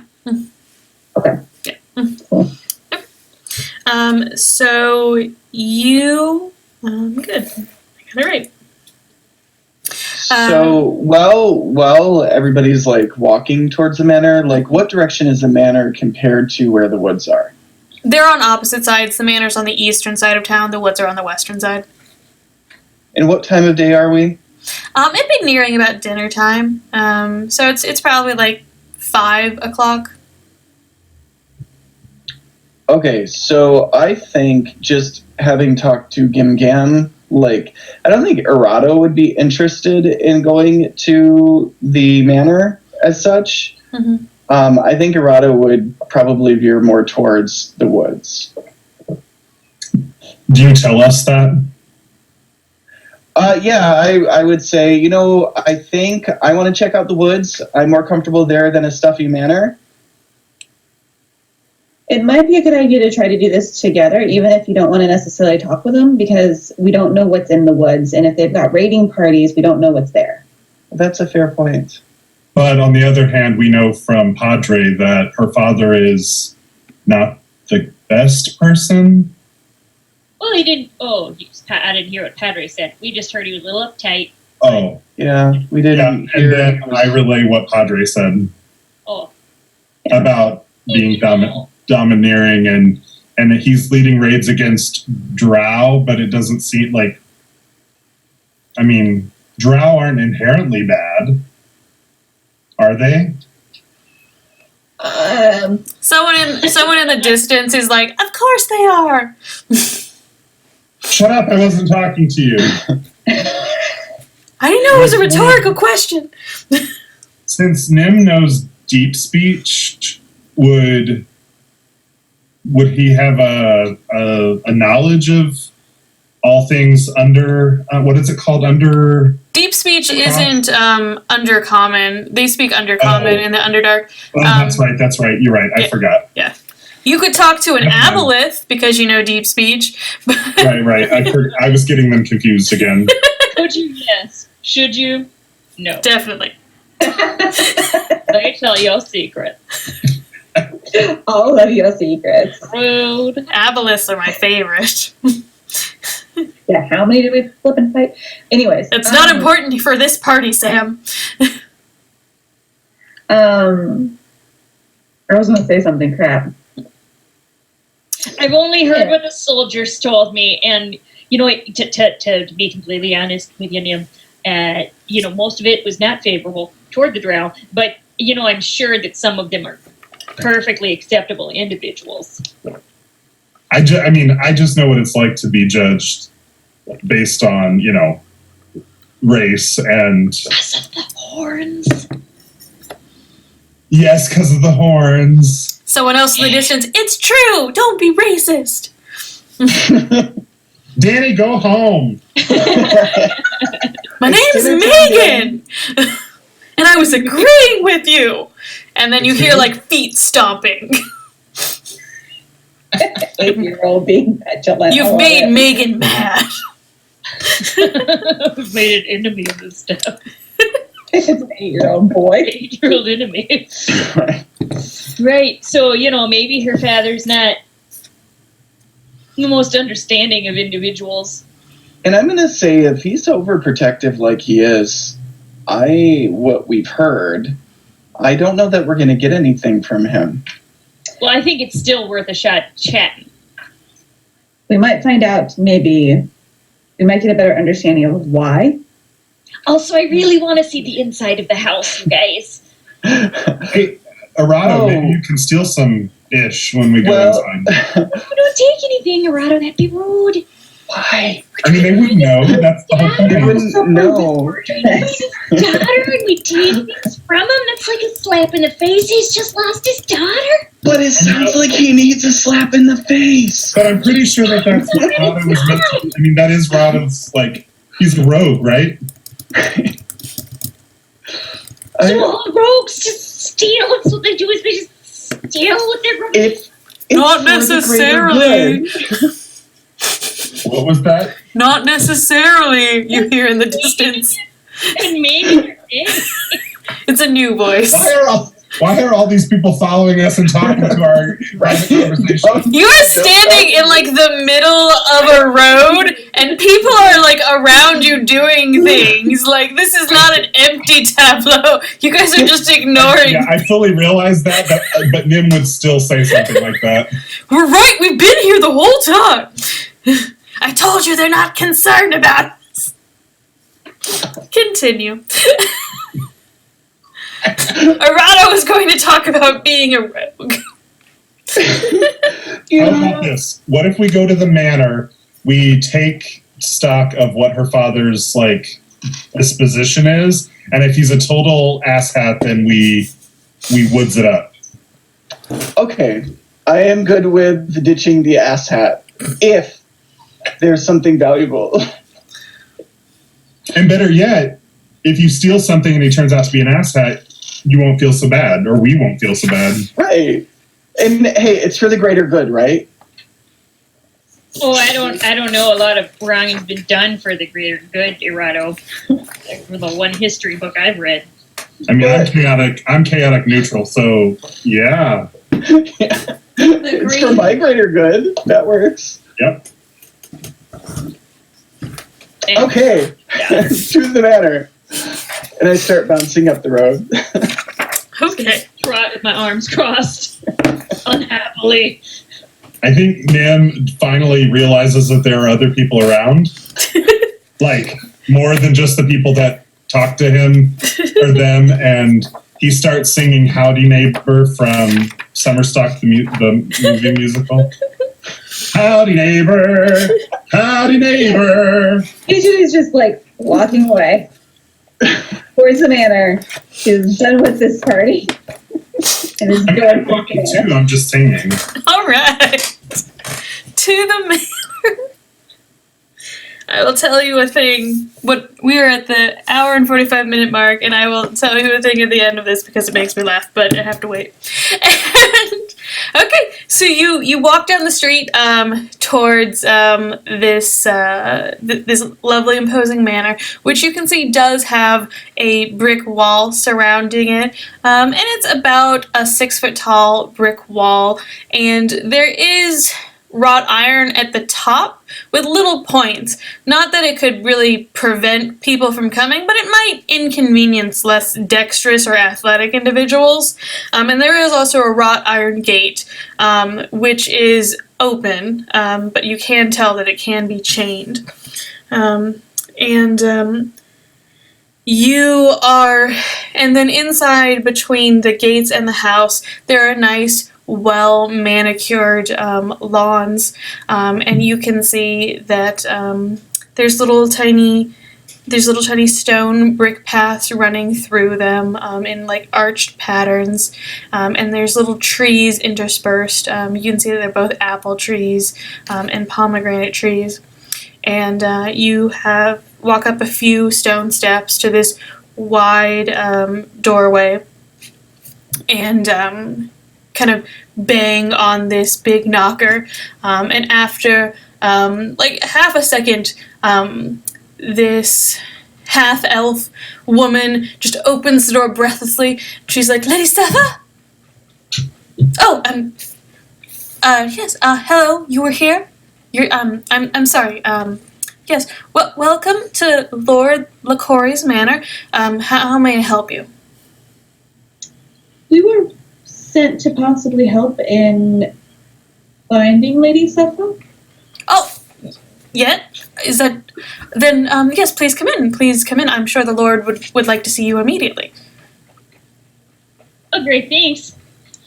Oh, thank you. Mm-hmm. And she'll open both doors and gesture you in, and it's a large open foyer, and there's marble on the ground. There's a big curved grand staircase ahead of you, and everything is kind of in this white and light gray pattern, and you can see that there are large oil paintings placed around the open foyer, and another one on the grand staircase. The grand staircase shows 3 individuals. All 3 of them are high elves, sun elves. One is a rather tall, imposing-looking man, his hair pulled back severely, and he's in military regalia with a lot of medals. You also see that there is a slender-looking high elf woman that he's next to. Her hair is elaborately coiffed, and she has kind of a circlet on her head. Nothing that's like really a crown, but it's definitely like super fancy jewelry. And she's finely dressed. And then you can see that there is a younger high elf between the 2 of them who looks quite similar to the others. And she is a little bit more plainly dressed, but still in quite nice clothing. And then on the tapestries around, you see that they're nature-based. There's like one for spring and summer and fall and winter. And the high half-elf woman kind of bows. She's in a very nice pantsuit. And it's like, I will get the Lord, and he'll come right down here, and I'll just be a moment. And excuse me. Yes. Do you have a restroom? Yes, we do. Can I use it, please? Yes. Come. You can come with me, and I'll drop you off on the way. Okay. Thank you. Yeah. And she actually goes up. Seamlessly done, Evan. And so the two of them go up the grand staircase, and you can hear their footsteps receding, and you can hear her tell Nim to just right in there, and then she fades off and a door closes, and you guys are left alone for a couple of minutes. Well, you're left alone for a couple seconds. Gilbert will try not to skid on the very fine white marble. Try her best. And also would like to look up at all those lovely paintings. Aren't they nice? Oh, look. They're just lovely. Can I get... the handsome father. Really, just very handsome man. I think he could use more leaves, personally. Around the side of the painting? Oh, you mean on him? Leaves that you've got. Okay, not my thing, but sure. All right. Can I get an acrobatics check from Jo as she tries not to... Yep.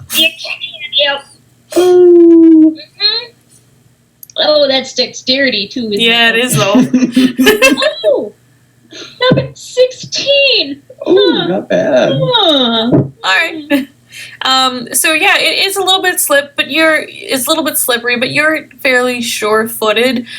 You do end up kind of knocking one of your hooves against the marble, like a little bit harder than you intended, and you feel like it gave just a bit. And if you look down, you see that there is a small notch, maybe like an inch long, in the marble from your hoof. But you can just put your foot back on that. Keep that foot right there. Now, while everybody has gone off, I would like to... Well, we're all here. No, like the owners. Yeah. The owners. Like Nim not here yet. Nim and the servant, yeah. Yeah, so while it's just our party people, I just want to kind of casually glance around and see if there's a way to get in from the outside without going through the front door, or if there's any valuable objects. Give me a perception check. Yeah. This sucks. I got a 9. You might want to get different dice or like roll online. Right? I think so, because all of these dice that we got have just been terrible. Okay. Well, with your 9, you don't think there's any other... You don't get any idea that there's another way in. You do kind of notice that there does seem to be some natural light in this foyer, so there's probably like a skylight above the grand staircase, but you can't really see from this angle. And then this wide foyer, there's double wooden doors on either side which are closed, so you don't get any idea about how to really get into the house other than definitively the front door. Like, you definitely get that if you go in the front door, you can get it. And then things to steal, like really anything can be stolen. But as for like things that might be easy to steal, on the base of the grand staircase, which kind of like does the Titanic sweep in, curl out to the side, on the edges of the banister, there's like marble balls, which appear to be... You don't think that the banister itself is fully made of a full piece. You're like, maybe those marble balls are just like put on like a peg and sat there. You're like, maybe I could steal one of those. That's probably like the best thing you can think of to steal right here. You're like, I could take part of the banister. Cool. Okay, and as you think that, Nim comes back down, having done their business, and a little bit later, you hear a door open, and then commanding, sure footsteps striding from the second floor and down to the grand staircase, and you see the gentleman from the painting. Not in military regalia, but instead of almost traveling clothes, they look rather well worn, and kind of utilitarian. Probably not as fancy as you might expect for being in the house. He is a high elf with long, dark hair pulled back and sort of flashing hazel-colored eyes. And he just starts walking very quickly down the stairs, and he says, "Welcome, adventurers. I appreciate your hasty response to my call for assistance. Please let us discuss this in a more personal location." And he kind of just strides right past you, goes to the door on the left, opens it, and gestures for you to come in. Okay. I will follow him. You move through a large dining area that can seat easily like a dozen people, and then he takes you to another wooden door and gestures for you to go through, and that one is a smaller dining room that maybe like a family of 4 would be, and still quite sumptuously decorated, heavy wood, all of it polished and gleaming. In here, there's a fireplace. It's marble, but it's smaller. The floors have been the same light-colored marble. There are a few small cameos on the wall. In here, you can see that there are several large, tall windows with red curtains over them, but you can see the sunlight coming in from the outside. You can see that there's like a serving table against a wall, and then the walls themselves are wooden up to about like the 4-foot mark, and then finally wallpapered. And he gestures for you to sit, and he goes to his serving table and says, "It will be wine, as we discuss." Oh, fantastic. Yes, Please. Okay. And he pours each of you a glass of wine, and then he turns back the way he went, and he says, "Hilda will have a light supper, thank you." And you can see that servant woman that answered the door is just there, and she bows and she goes out. Like, "So thank you very much for coming to my assistance. You're welcome to share a repast with me. But I really must insist that immediately afterwards you find my daughter." Oh, of course. Well. We just wanted to ask a few questions. Very well. What are your questions? DM, do we have the alcohol with, like, do we have it right now? Yes. Okay. So I think Nim is going to pour the mind reading potion into the glass, Mm-hmm. so that way they can start. Do you want to do so in a sneaky manner or just like burp? It's your medication. Right. Let's do blur. Okay. So you just do that, and as you do, you see Lord LaCour kind of raise an eyebrow at you, but says nothing because it's impolite to comment upon other people. And I'm going to need that Constitution saving throw. Okay. Constitution. So I got a 14 plus Constitution plus 4. Oh, that's really good. All right, so that's an 18. You can feel it, but you can feel the effects of the alcohol, but it's kind of like when you get just like a little bit inebriated, where you feel just like a little bit loose, but you're not making any embarrassing decisions or having your faculties impaired. Just might like a little flush to your cheeks, and that's it. But it also is just, it is a lovely beverage. Mm-hmm. It's a little bit. It's not a drink that you've had around here a lot, and there's just like a little bit of acidity on the edge of it that's quite nice. So for the Detect Thought spell, it'll only last for a minute. You can focus your mind on any one creature that you can see within 30 feet of you. and you can learn the surface thoughts of that creature, so what they're currently thinking in the moment. If you want to probe deeper, they make a wisdom saving throw, and if they fail it, you gain insight into their reasoning, emotional state, anything that's large in their mind. And then, but if they succeed in the wisdom saving throw, the spell ends. Okay. Yeah, so, and you also know that you can shape the course of their thoughts by asking specific questions. Okay. But if other people ask questions, I can hear, like... Yeah. Yeah, you can just basically hear whatever he is thinking in that moment, but if you're like, Right. but if you're like, but what are you really worried about? What's in the back of it? You have Gotcha. to do a check, so. Yeah, all right. So yeah, you guys wanted to ask him some questions? Yeah. Yeah. When was the last time you saw your daughter?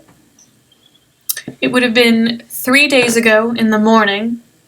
I came back from a raid. I'd been gone for about 2 days, and we had breakfast together. And that seems to be true. Although you can get, that seems to be what you're thinking, but you also get the idea that he is, in fact, worried and stressed out about her. You're definitely getting that through there, and you might get little flashes, because, you know, sometimes when you think, like, little errant thoughts go through you, and you can kind of, like what?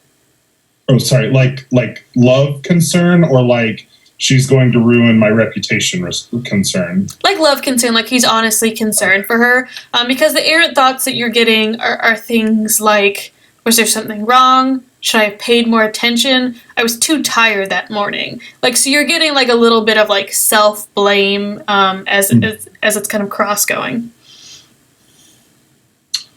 Do you have any, Lord LaCour, do you have any guesses on where she might be, or where she would go, or who she might be with?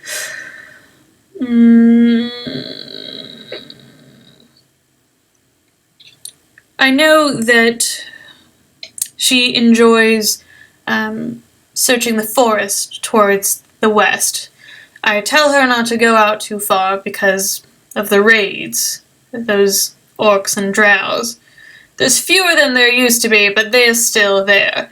And I've told her to be careful and to not go out too far, and I would prefer it if she'd simply stay in the house in our gardens, but she's always been strong-willed.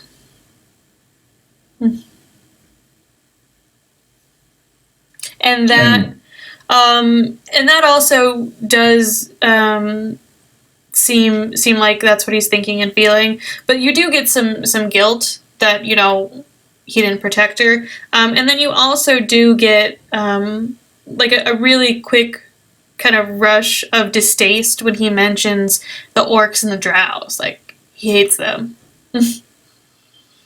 I think I try not to mention these things to the little people, but I am a bit concerned that perhaps they did something to her.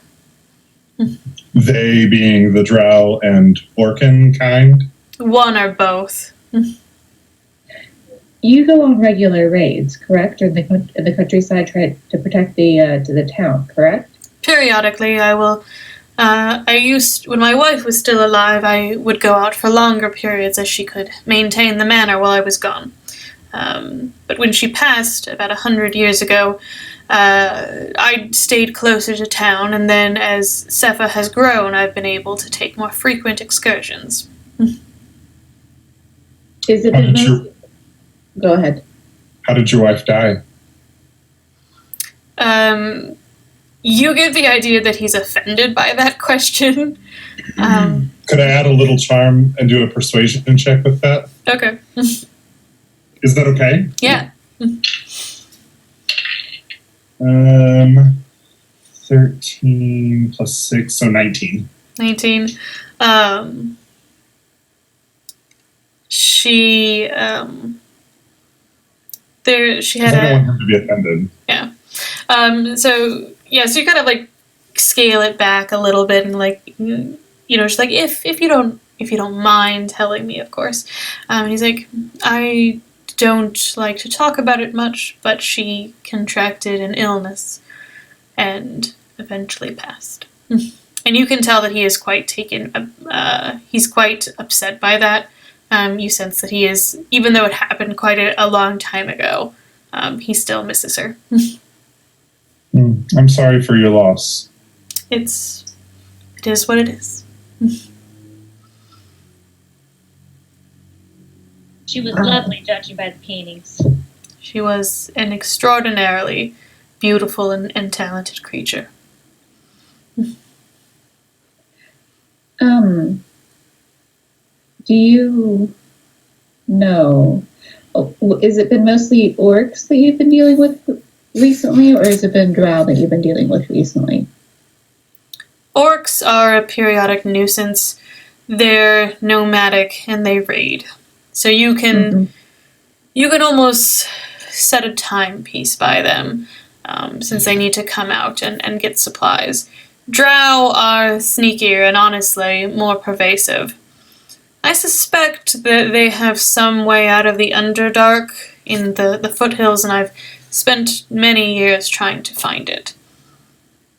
It's possible that an orc raiding party saw my daughter alone and took a chance. It's also fully possible that perhaps the drow targeted her. We do share a resemblance, and perhaps they wanted to hurt me or the town. And you get the idea that he does think that's true. He does generally think that orcs are stupid and brutish and take advantage of whatever they can, and that drow are cold and calculating. And if they could figure out how to like dismantle a power system and make a whole region insecure, they probably would. He does not think highly. He doesn't think highly of orcs in that he thinks they're smart, and then he doesn't think highly of drow because he thinks they're just morally bankrupt.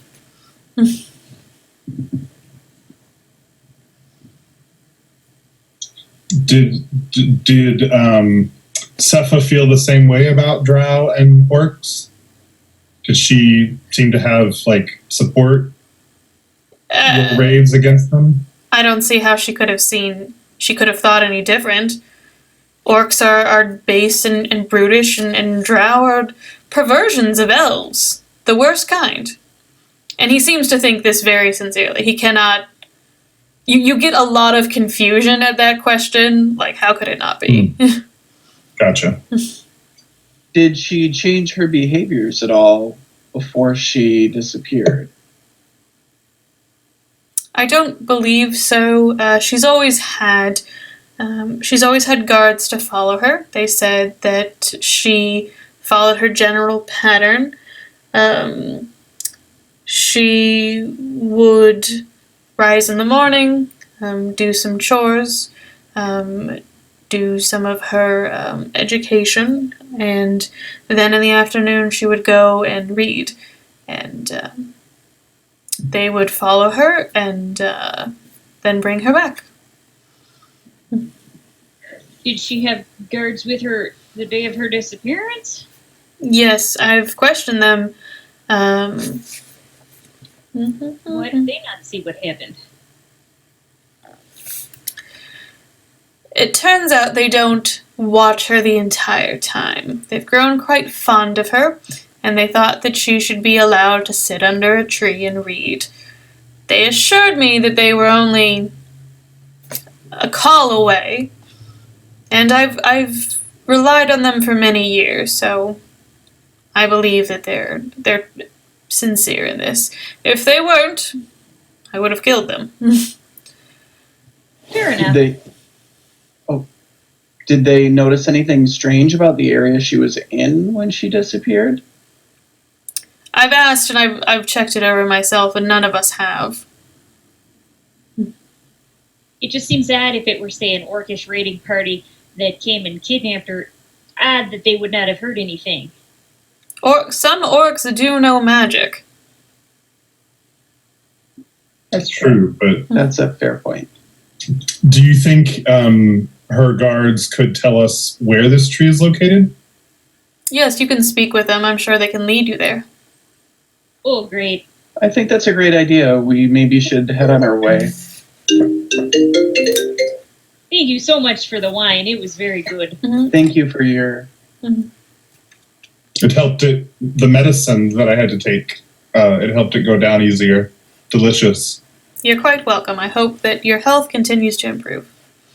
Thank you. And you get that, and the last thing you get before the magic fades is that he's kind of been sincere about it. Like, he doesn't really care about your health, but he knows it's the polite thing to say. I mean, you know. And during this, Helga had brought out like a fruit platter and a meat and cheese, like a charcuterie board, and had set it out in front of all of you. You also got like a cold tomato bisque. And so by the time this conversation is over, you all have a nice but light spread. And Lord Licorice stands and says, "Please enjoy. I will get Sepha's guards." Thank you. Yes, Sam? Can I catch Helga before she leaves? After Lord Sepha, Lord, what's his name's gone? Well, Helga's staying in the room. She Okay, opens the door for Lord LaCory and closes it after him, but she stays in the room, just, kind of hands clasped in front of her against the wall. Unobtrusive. Okay. Can I go up to Helga and I want to ask her a couple questions? Yeah, you can. And I want to She kind of looks surprised to see you and, like looks down at you and then just, looks back up above your head like she knows that... Not supposed to really talk with the guests too much when her job's done. I had some questions, and I wanted to see if maybe you could shed some light on them. Are you the one that helps Lady Sepha the most? She's no longer a child, so she can help herself. I haven't, Yeah. and that's never really been my role anyway. I'm more of a general sort of steward for the Lord. Right. I wasn't sure if she had somebody who I understand that she probably, of course, she's old enough to be able to take care of herself. But if she had somebody that was helped her maintain her room or whatever, and I had noticed. No.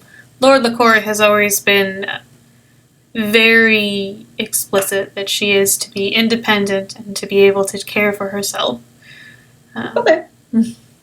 I think he regrets it sometime, since she's a bit strong-willed, but what child isn't? Though I probably shouldn't have said anything about that. It's not my place to say what the Lord thinks or feels. Okay.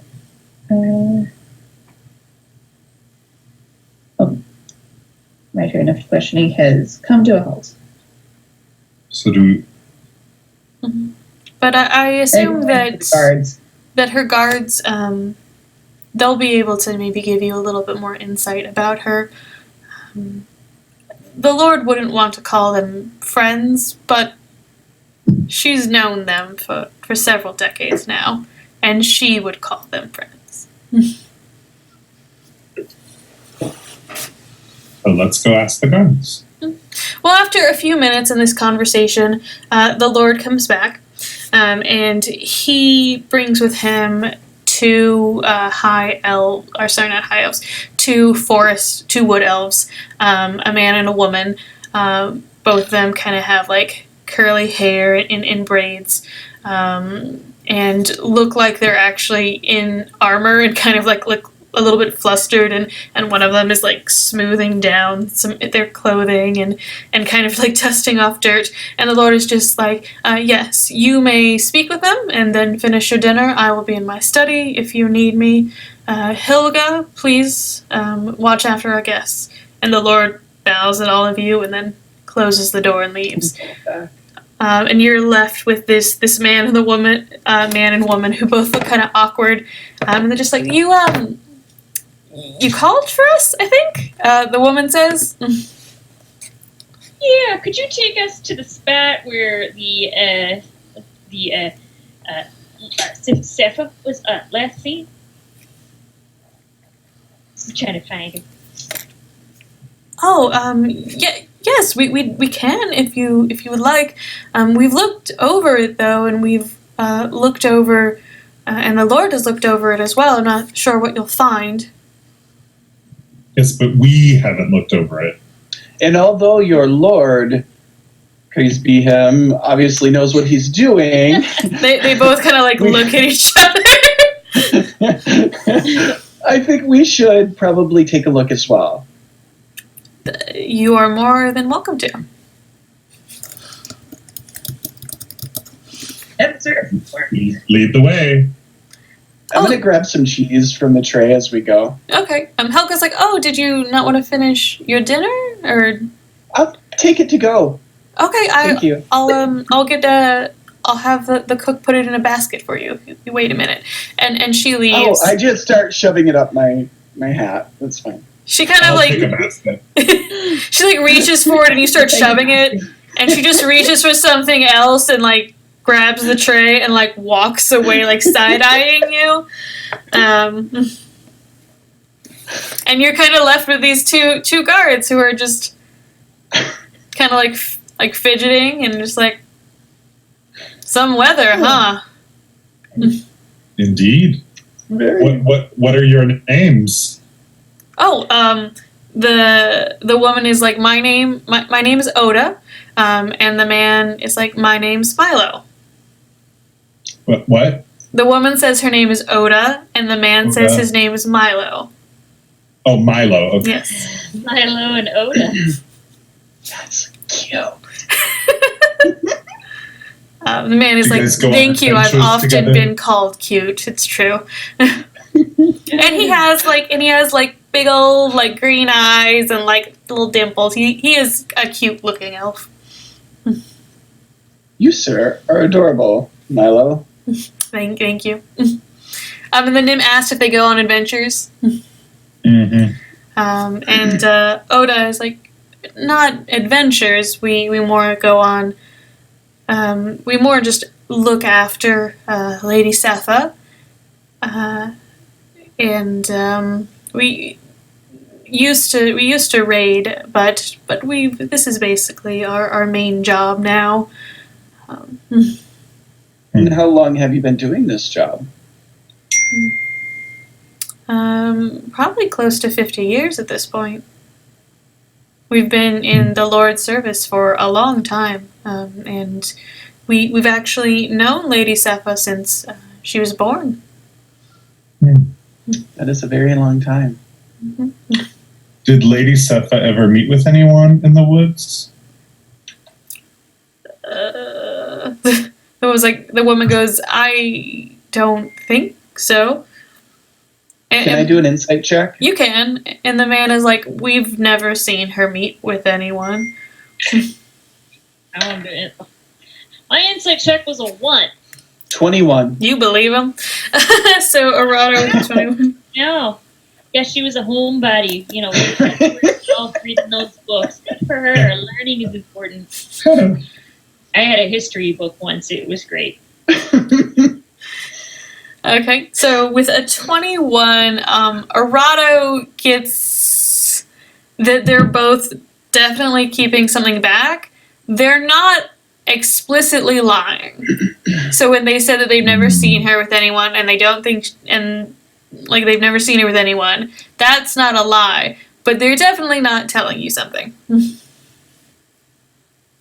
So I'm gonna creep back to wherever Nim is. I don't know where we're positioned, but I'm going to very, very quietly whisper that I think they're hiding something, and maybe Nim could do a better job of getting the information than I can. So I really enjoy a good seduction. So I think I'm going to, slowly, lively move toward Milo. Like a snake. Mm-hmm. Ooh, get that Milo. Or a dragon, maybe. My tail just swishing back and forth, slowly. And Milo just kind of like watches you, and he's like, I twirl a little bit of my hair and then flick it just a little bit, just to give that perfume whiff. mm-hmm. And I say to Milo, I don't know if I do a check to do this, Cindy. Mm-hmm. So let me know. Yep.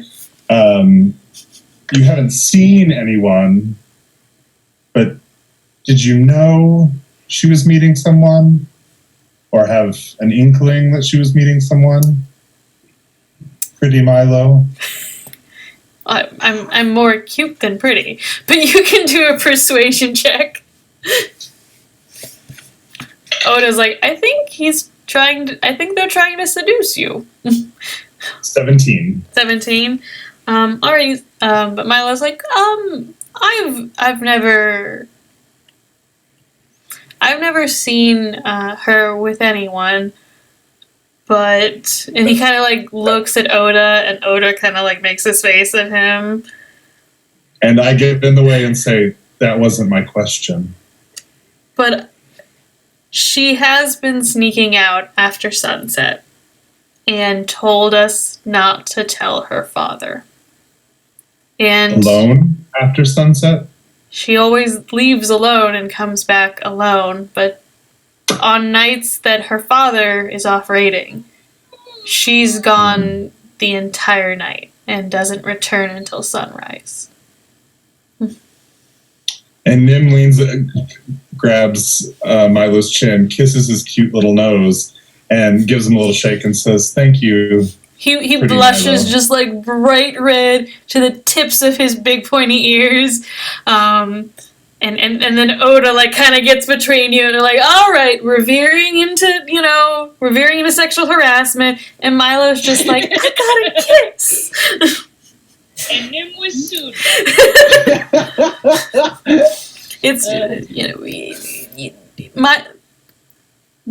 Milo's told you what we know, but Milo's like, maybe I know more, and she like pushes his face out of the way, and like, we don't know more. We both guard her at the same time, and it's true. She goes out after sunset, and she's been doing that for a while.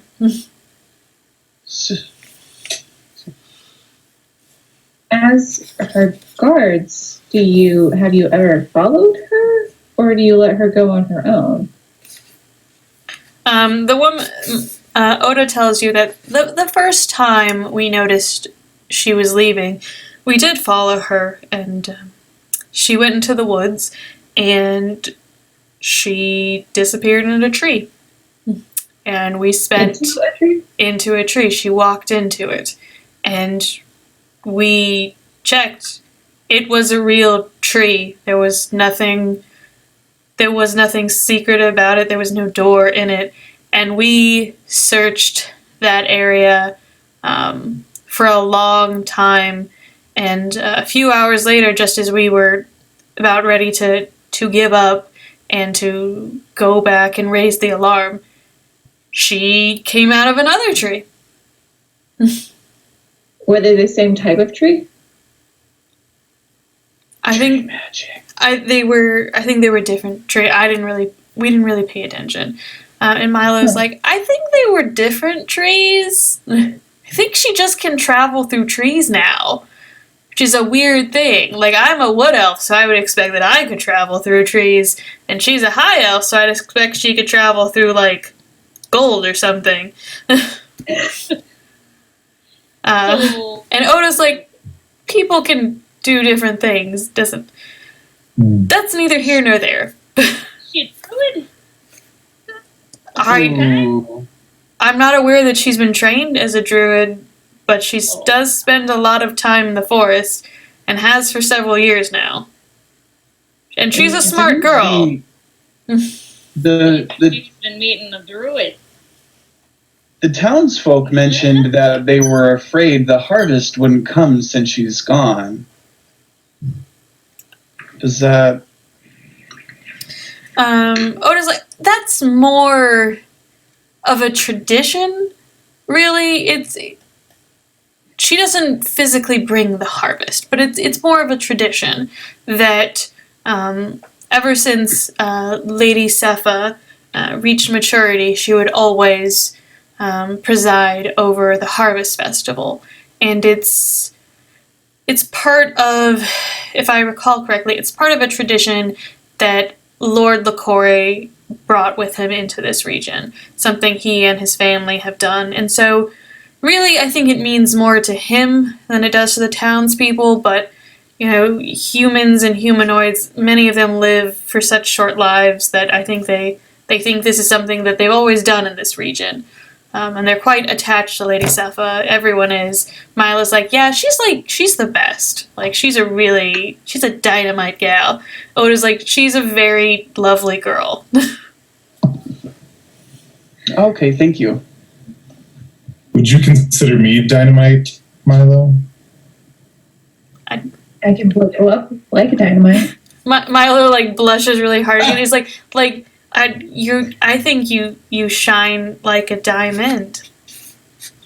Mm. And then he, like, covers his whole face. You should. And then Oda just, like, pushes that face out of the way. Oh my goodness. Where is that basket of food? At that point, the door opens, and Helga's standing there with a basket of food, and she was like, I thought you all might like to complete your conversation. And Oda's like, we weren't having conversation. Helga's like, it's fine. It's good that you told them what you know. And then she gives you just a lovely wicker basket with, like, a bow on it, and then there's, like, a silver tag on it, and on one side is the crest of the house, and the other side, like, etched into this silver tag is for your enjoyment in lovely elvish cursive. Oh, I like Is she Hilda. handing it to any particular person, or? Probably Nim, I think. I think they're, like, closest to the door or something. Okay. Well, and I asked for it. Like, Mhm. I said, I'll take the basket. So, That's true. can we put that in a bag of holding? Yeah, it should be small enough to put in. The freshness of cheese. Is that okay, Gidget? Did Joe be like, as long as it comes out? Well, yeah. We'll Okay, make sure that we take it out before we go back to the fledgling. okay. Because I gotta put stuff in this. All right. But yeah, totally. It'll go in the bag. Okay. And Helga will show you out, and Milo and Oda will go with you. And at the door, Helga will say, I hope you bring her back, but I also hope she's happy. And she'll close the door. Oh. And Milo and Oda will take you guys, and they'll actually be like, let's try to avoid the town people, and they'll start kind of moving you through, and you can tell that they cast some kind of magic on you because you seem to move a little bit quieter. Nobody is really paying much attention to you. Even if you, like, tip over a basket, people barely, like, glance at it. And you just feel like your movements overall a little bit quieter, a little bit deadened. And so you quite quickly make it across town. In there, and you head into you have to head through orchards to get to the forest. Stately little lines of apple trees and pomegranate trees that eventually are demarcated by small wicker fences until you get to more of the wild forest with trees and shrubs and logs fallen and the smell of damp earth. And from there, Milo and Oda take you to a small footpath that leads to the dense forest. They seem to know exactly where it is. And you guys walk through it for about 15 minutes before it opens up to a clearing. There is a small babbling stream about 15 feet wide to the middle of it, and there is a large oak tree next to the bank, and under it is a small stone bench. And Milo will be like, and this is where she liked to sit or lay or lounge or something. This is her spot. Well, thank you for bringing us. I think we're going to have a look around. Okay. Oda will tell you that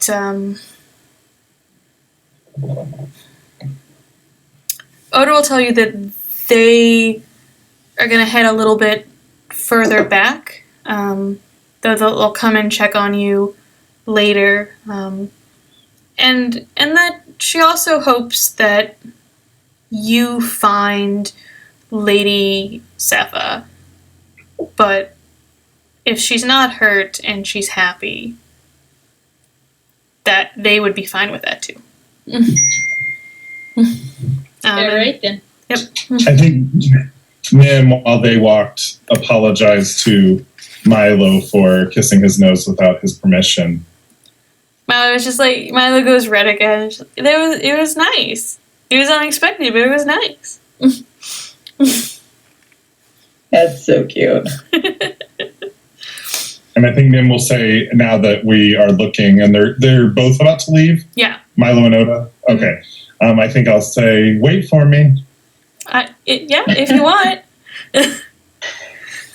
Okay, and then they'll head off back down through the little footpath. So, I guess I'd like to do some sort of a check or search of the area, see if there are any maybe paths. Yeah, Okay. Same. You can walk through trees, probably not going to be in a path, but let's find out anyway. You can do like a general perception check. You can do an investigation check if you want to more thoroughly check something. You can do a survival check if you want to like look for footprints or something. Would a nature check be footprintsy or no? That would be more survival. Okay. So Survival is wisdom? Yes. Yeah. okay, so I got like my first good roll ever. Yay. I rolled a 20. Ooh, I need you guys also. On what? I got like a 6. What skill are you rolling? Perception. So I rolled a natural 20 and then plus Oh. 4. Awesome. Nice. And I'm also going to do a nature just for kicks, and I got a 19 plus 4, so 23. 23 on nature. Anyone else? I want to investigate the tree and the bench, Okay. and I got a 17.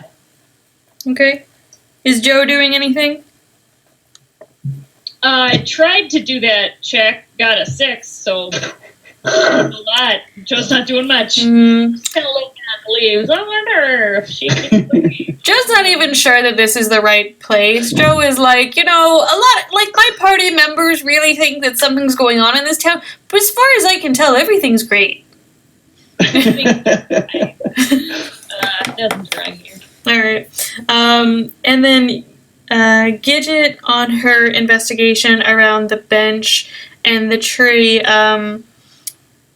it looks like a nice place to rest. You can see like a little bit of indentation where maybe there was frequent like sitting or laying on it. You can tell the tree itself is like a large pomegranate tree, and you can tell that like the fruit is ripe, and you can also see where they've fallen. And you also see like a couple pomegranates that look like maybe they were cracked open deliberately to be eaten, but you don't see any signs of a struggle or anything that lets you think that this was a site of like a battle or a kidnapping or anything. And then with a 23, that was nature, Evan? Mm-hmm. Okay. With a 23 on nature,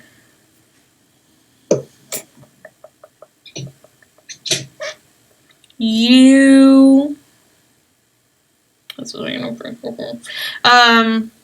yeah, you see that this is a large pomegranate tree, you see that a lot of this area looks like dense and overgrown. But you also get like the idea that it also it's clearly wild, but it also looks like it's been maintained. Like maybe it's been grown extra well or something. Like there's been fertilizer around here or something. It just looks like lusher more lush than you would expect a plate like this place to be. And honestly, it is kind of like more verdant than the woods you came through. And then a nat 20 on perception. You notice on the other side of the stream across the clearing, so probably about like 50 feet away, including the stream, you notice that like hiding among the branches of a tree are two dryads. And they are clearly observing your group. Who noticed that? I'm sorry. That was Arado. Me. Oh, well done. Mm-hmm. So I would casually, I don't know who's in my vicinity right now, where I'm at, but the individuals very quietly, I would tell them, without pointing, that there are dryads nearby. And that I'm going to talk to them.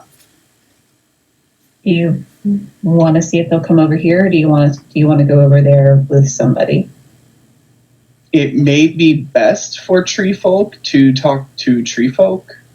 Mm-hmm. Oh, that's a little racist.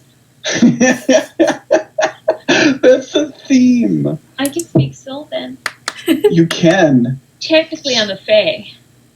Fae folk. So we could do that. Let's do that. Yeah, right then. Yeah, nudge Joe. Come on, Joe. We're gonna go try to talk to the dryads. Yeah. Oh, buddy. Do we want to, Gidget, do we want to sit and try to make something, or planning what we're going to make or something? Sure. So that way we're, like, obviously not listening to their conversation, because dryads can be a little skittish. Mm-hmm. Yeah, we can do that. Is that cool? Yeah. Want to sit on the bench? Sure. Eat some pomegranate. Sure. There's some on the ground. I point as I walk away. It's super tasty. It's like perfectly ripe and good pomegranates. All right, so you guys can wade through the stream. It's like maybe 3 feet deep. Arado may want to like jump on Joe. I'd hop on Joe. Yeah. All right. With consent. Sure.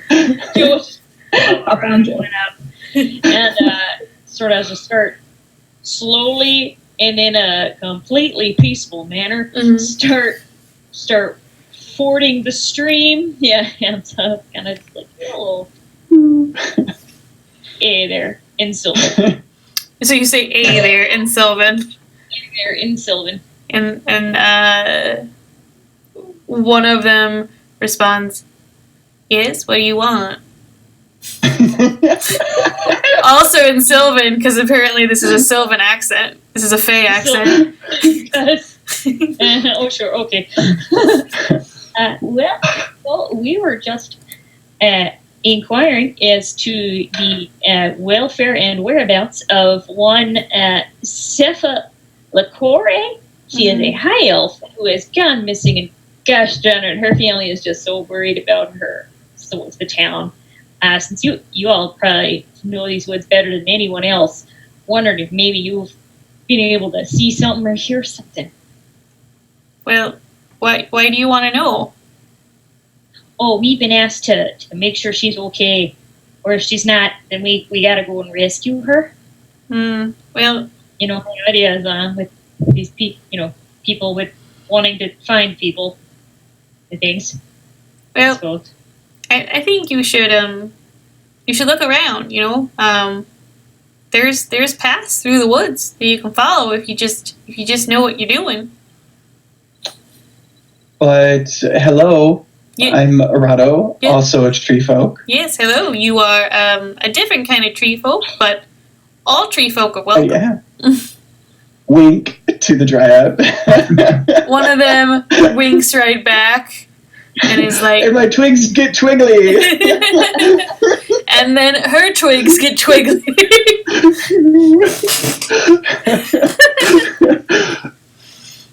We understand that Lady Sephora may have had Sepha, Lady Sepha. Sephora. Very They have. She's got thick eye makeup. There is actually a picture of her that is on the stream from the adventure, and it does have thick. They do have thick eye makeup, so makes sense. So, right. We understand that she had relations with trees. She could either communicate or traverse through them, much like other fae folk, and we just wanted to make sure, if that's the case, that we could know where she went. She wouldn't have followed a trail that way. And then the one you winked at is like, well, that's true, but if she weren't alone, she couldn't do that. And then she once again winks at you. And I get a big grin and I get twiggly. So And I she think was the forest has many secrets to share with you if you just look around. okay. And on that prompt, I would look around. Give me a survival check. Hey, Joe, do another survival check. Yes. Now that I know I'm supposed to look around the forest. Ooh.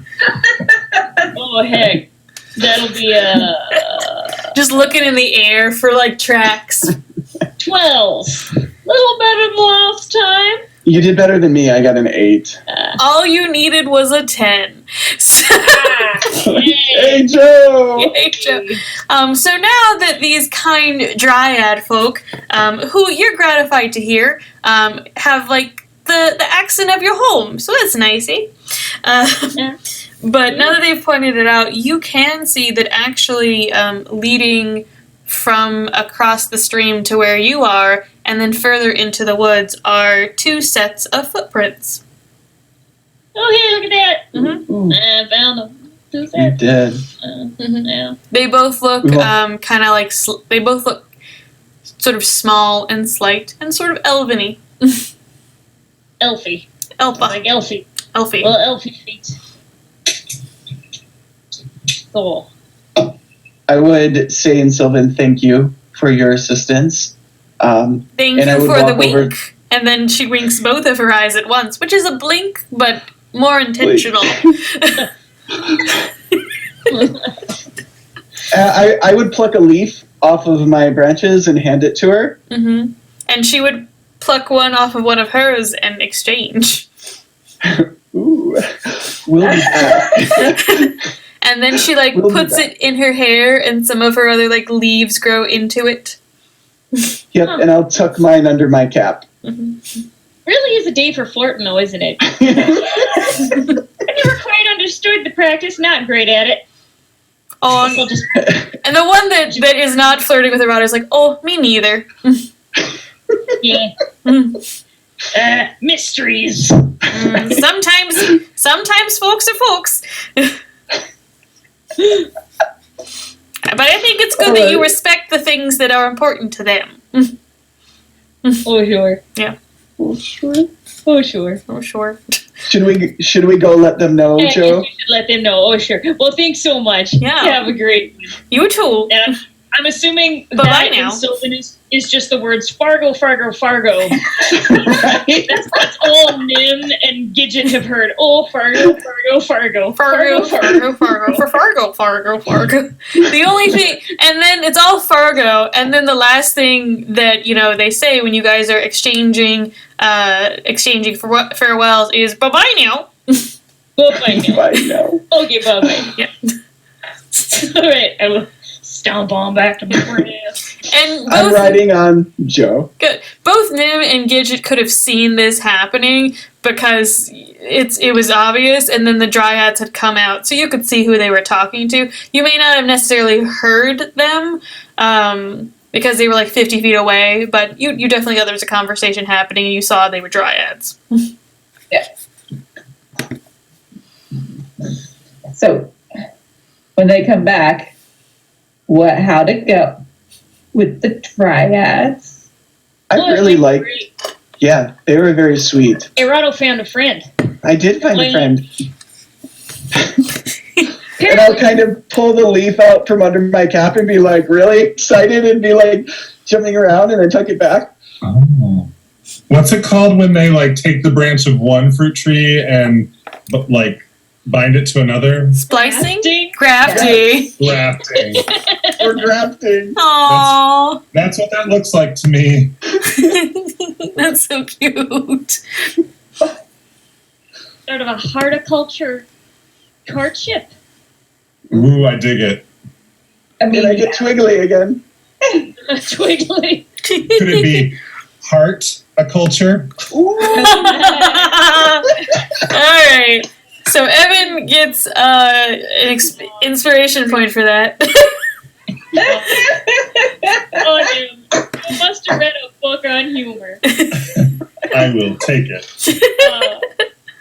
I also think I meant to give you an inspiration point on something earlier, Devin, and I don't remember what it was, but you get it anyway. I don't remember what it was either, but thank you, and I'll take it. It was somewhere in Eats and such, and I meant to be like, this is happening, but then you guys were talking and I forgot. But you get it. Was it an ear comment or like Maybe. elf comment? May have been a pun. Another pun. I don't know. maybe. Either way, you I get really liked it when Joe was like, "But my ears are bigger." That was funny. Someone's homebrewing this right now. Ooh, horticulture, bigger ears. Let's make these connections. I love it. Okay, that should be like another sorcerer way, because there's like the dragon sorcerer, and there's the wild magic sorcerer, and then there's the horticulture sorcerer. It's all romance and plants. Yeah. Okay, DM, you get an inspiration point. That means I get to make you guys re-roll something. Yes. Oh no! All right, so you guys know there's a footpath. There's a path with 2 sets of footprints through the woods, and y'all head out to it. Do we get Milo and Oda? I don't know if we need to, but Tell them we're coming back. We're going Okay. on Waxy. I dig that. Oh, walkie walk. Yep. Okay. So we will follow this path. Mhm. Would anyone like to hop on board? Yeah, no? You're doing it? All right. I don't like soggy shoes. Fair enough. Nor should you. I imagine they're awful. I don't wear shoes, but if I did, I imagine they'd be horrible. Anyone else? No, I All right. like the mush. Okay. So we will walk on down the path. Okay. So you guys follow this path.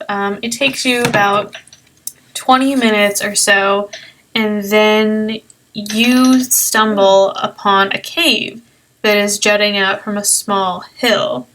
And at the mouth of a cave, a number of footprints can be seen both leaving and entering the cave. What can be seen? A number of footprints. So while these 2 sets of footprints had led to the cave, at the cave's mouth, you can see that there are multiple footprints coming and going. So, question, what time of day is it and how far into the cave do we have vision? It's probably close to like what we would know as 7 p.m., but it's still the summertime, so you've got like a good 2 hours of light left. And then what was the second half of the question? Just like, how far does light penetrate into the cave that we can actually visibly see? There aren't any visible lights in there, so you guys can probably see like 100 feet down, because there's like 20 feet of natural light kind of coming in, and then there's some dim light, and then there's some darkness. And then most of you, I think except for Arado, have... And Joe? Dark vision. Does Joe have dark? Yeah. So Arado and Joe, after a while, just looks dark to you. Weird. And then for a little bit further, both Gidget and Nim can just see that it extends a little bit further on, but it kind of curves downward.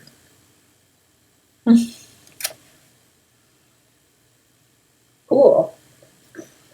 Are we spelunking, y'all? Let's do it. I think we're gonna deep dive into this. However, before we go in, do we want to do this sneakily or not? Because if we're not, then I will light a fire. I will light a thing for us. Well, I can see so far in, and I can sneak in and scout it for you guys. Okay. I can go ahead and light it up so that it's easier, especially for Job. Yeah. Yeah. Also, this cave is getting small. It's not incredibly small. The cave mouth itself is 15 feet tall. And then, at its mouth, it's like 20 feet. There are some, like, it's like 20 feet wide. Should I get pony sized? I mean, it's 15 feet tall, so you can definitely make your way in. And it doesn't look like it's getting incredibly small down there, but you can get pony size if you want. If you want to be like a little... Wait. And then maybe I'll have to get pony sized as the cave, gets smaller. I'm just going to think of ways, I guess, to make you pony sized. Yep. This time, the light is actually a dragonfly. Ooh. All right. So I think Nim is going to take the heart hook and make it small and bind their hair up in like a bun so it doesn't get in the way, and like secure it with the heart hook, because that big old staff is going to be clumsy. Is that possible? Yes. Go for it, yeah. Okay. Yep, great.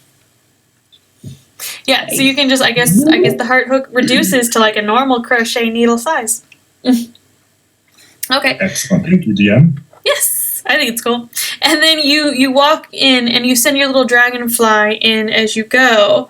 Sam, does that dragonfly have an AC or hit points? not really. Oh no. Oh no. Does the death die have a name?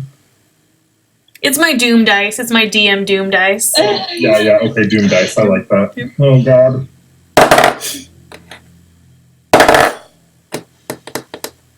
Does at least a 15 hit your thing? Sam? Your dude? I'm gonna say yeah, considering the AC for my homunculus, which I did not send in, this 13. So yeah. Okay. So you send it in there, and as you do, and it starts to illuminate the darkness, and you hear these wings unfurl, and suddenly two large swarms of ravens fly out from the darkness and begin pecking and attacking at your dragonfly, partially in confusion, but partially to get away from this light and begin streaming towards you. How many hit points does this thing have, Sam? I'll give it the same number of hit points that my homunculus has, so like 15. I'll give it just without the modifier. All right, it takes 14 points of damage and is being attacked by the swarm. Okay. Do we want to go into full initiative, or do we want to just do like a quick go around? We just do a quick go around. All right. So birds, right? What? Just birds, right? Yeah, it's a bunch of ravens, but a swarm is fairly big, so it's like 40 ravens. What would Nim like to do? Oh hell, I don't know. So what's the go around? Like the option was go around or do initiative. So like, what's the go around? So we'll basically go in order, and by order I mean what I can see on my Zoom screen. So it's Evan to Phil to Gidget to Devin, and then back again in a circle. And each one of you gets to choose an action that you want to do. And Gotcha. yeah. Let's do that. I think that's probably because, yeah. Let's see. They look like they're actively like attacking this little dragonfly, just like pecking and buffeting it, and it's like trying to dodge between all of these birds, but it is like 40 birds that just came out of the darkness like a Hitchcock movie. Gotcha. I think Nim is going to do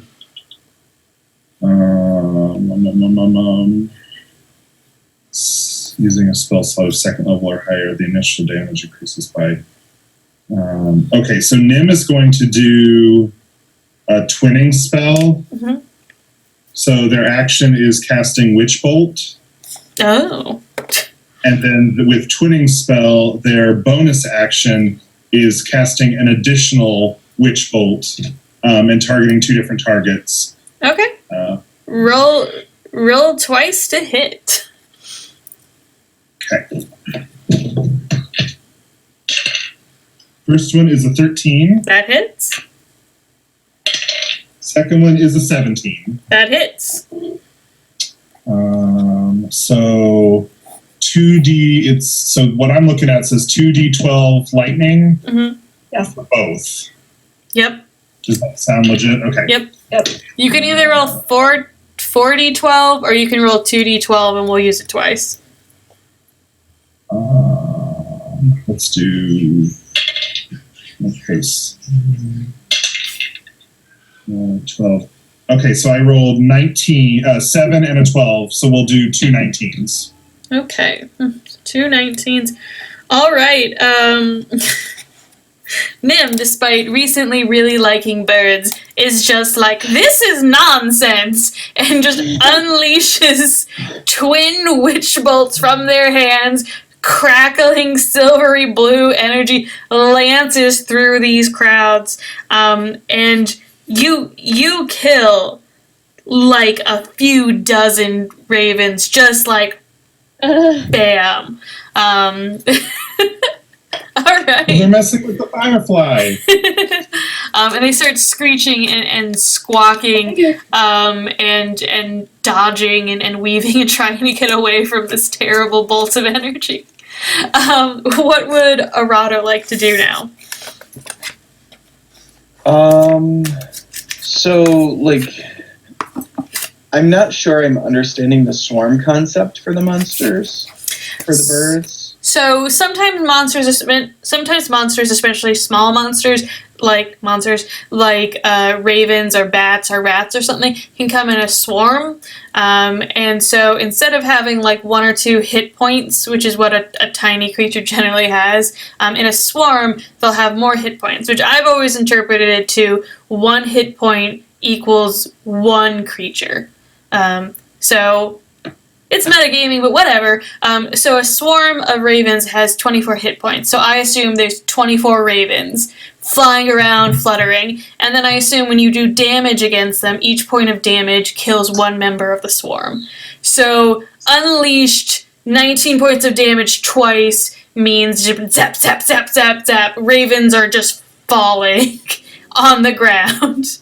Right, so I get that with, like, magic, but how does that work with, like, melee attacks?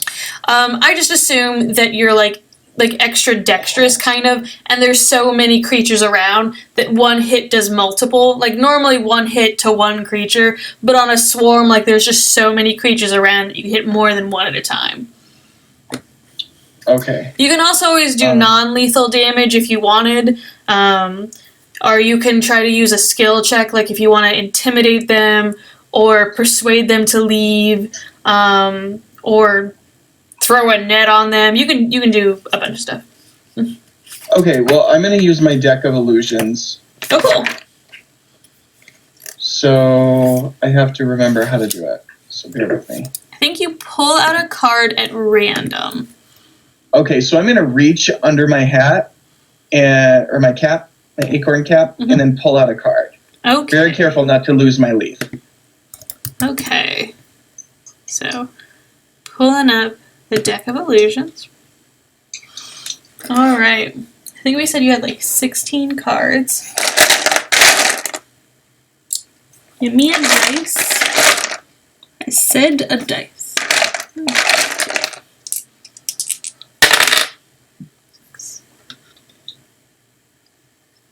All right. So you throw a card at random out, and this large two-headed ogre, otherwise known as an Enton, burst out of the 9 of hearts. And what would you like that Eton to do? I would like it to try and terrify the birds away. Okay. So it's like an intimidation check. Okay. 1, 3, 2. I mean, it's very big, and it 100% looks lifelike. And it's pretty gross looking. If you've never seen an Eton. Mm-hmm. I have not. Ooh, What's that's that? scary. Yes. Okay. So I roll. When one of their heads is asleep, the other one's awake. Yes. But they also fight with each other, so they come out just like growling at each other, and they're just like, "What are you doing here, Clarence? I'm here, Beatrice!" But in That would like, make for pretty good, like, romantic comedy. but this is also in like Orc, so if you don't speak Orc, who knows what they're saying? Oh, yeah. Right. So I rolled 15 plus 1, which is a 16. All right. And then after that, they turn and roar towards the swarm. And you can see the remaining birds like squawk and begin like peeling away from each other, trying to get away from the witch bolts. And they definitely do look like they're intimidated and want to run away. Right, Gidget. The rest of the if they're all leaving, then what I'd like to do is run forward and just grab the firefly. Okay, you can run forward. You won't get any attacks of opportunity against you because they're trying to get out of the way now. So yeah, Okay. you can easily make it up to it and grab your firefly. Okay. Mm-hmm. All right, Joel.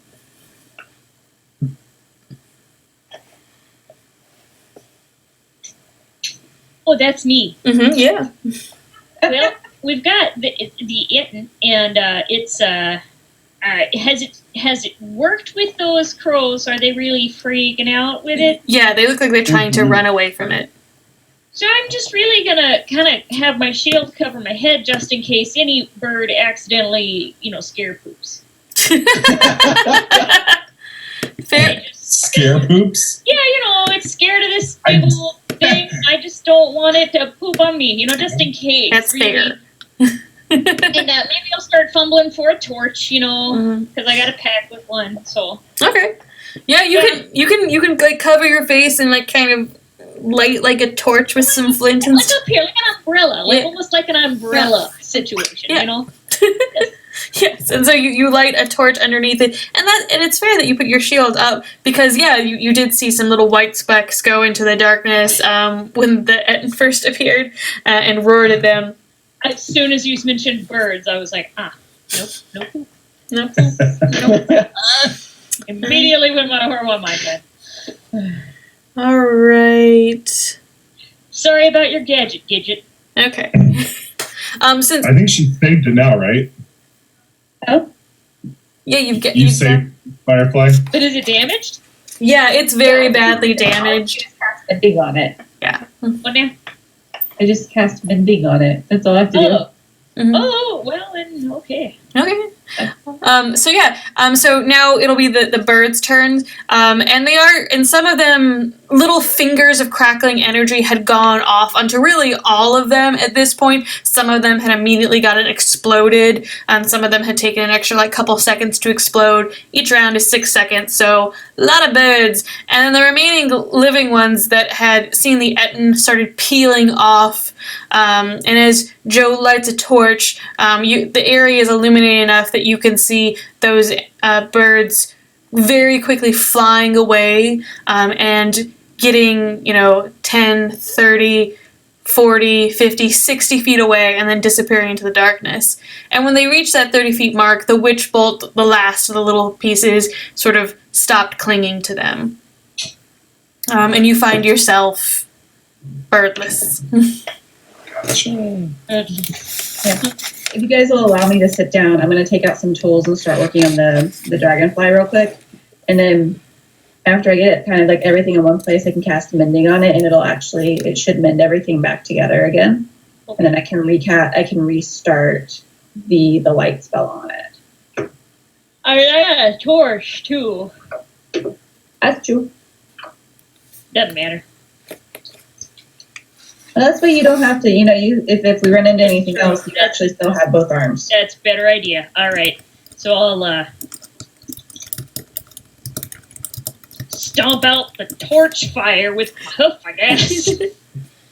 Put it in the dust on the ground. Plus, we did not get attacked by those ravens. My dragonfly did. True. True. Maybe it looked delicious. I don't know. Or maybe ravens are just jackholes. I've heard that about ravens. I've heard that. Back at the mouth of the cave, you hear a little voice go, "Not a real fan of the birds, are you?" And there's one of the dryads at the mouth of the cave just peeking in. It's the one that was flirting with Arado. And Nim, with all the sass that they possess, says, "I like birds, but not asshole ravens that attack my buddy Gidget's mech firefly." I mean, I think all birds are just birds. I don't think they're any, less or worse. They're just birds. Sometimes they poop on me, and I'm just like, well then, okay, friend, better out than in. Shield man. I know birds, and some of them are assholes. Well, thank you, Ned. The dragonfly's better. Birds are assholes. All right. So you guys head down further into the cave, and it does actually, it sort of terminates after about 200 feet, except those of you with dark vision or with using light can see that there is a small path about 5 feet wide leading downwards. And if you take that path, after a while, the darkness begins to slowly illuminate with colorful and semi-fluorescent fungi. And they give off a dim light so that the light from the firefly is not so necessary anymore. And as you go further down into the cave, which gets a little bit damper, a little bit cooler, their frequency continues until they're not just on the footpath, they're along the walls and on the ceiling, and you're kind of walking in this really kind of lovely, dimly lit, jeweled tunnel. And eventually you hear the sound of running water, and the cave pathway opens up to a large cavern. And you've been walking long enough. This has taken 30, 40 minutes. And you think that this is one of the openings into the Underdark. Through that cavern, you can hear the sound of this running water. You can see that below you, a large semi-fluorescent mushroom patch opens up, and that there is an underground stream along the right-hand side. You can also hear voices in this cavern. They're echoing against the ceiling and the walls, and they seem excitable, high energy.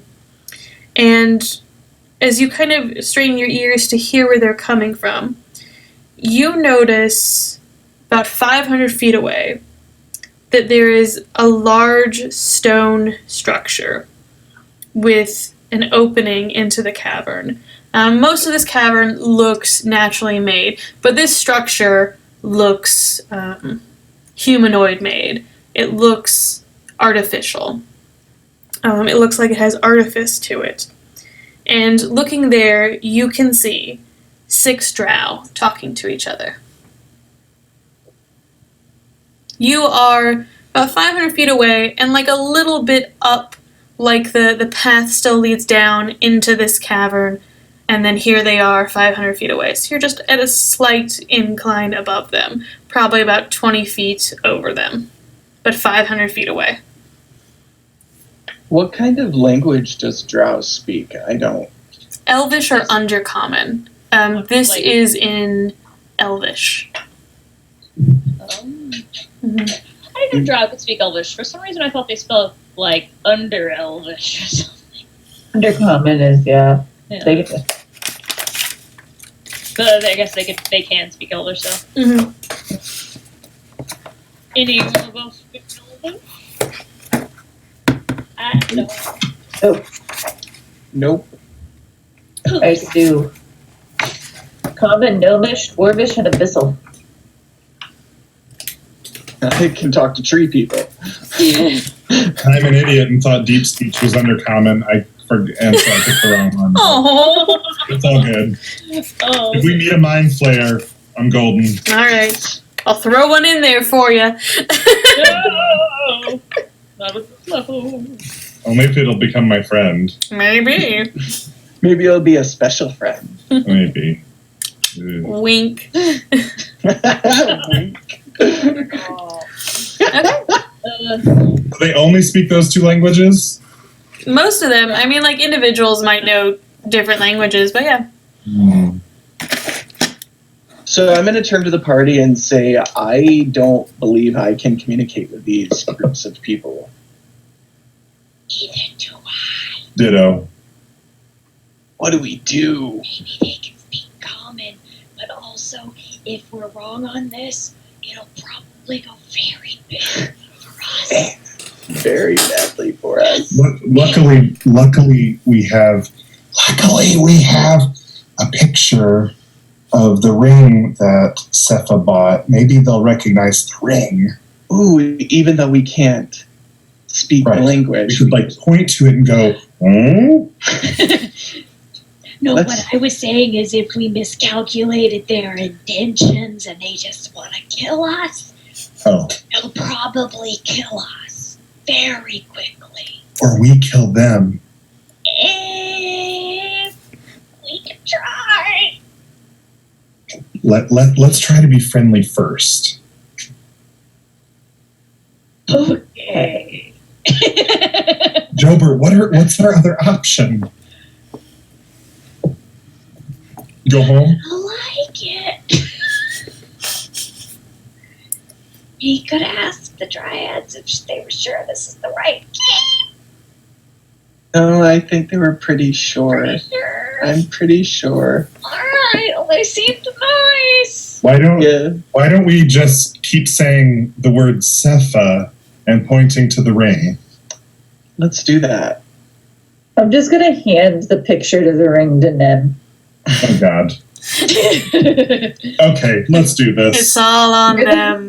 You most like them, I hate to tell you. What? You look the most like them. Here you go. Do they? Okay. Well, okay, yeah, sure. Out of all of you, I guess.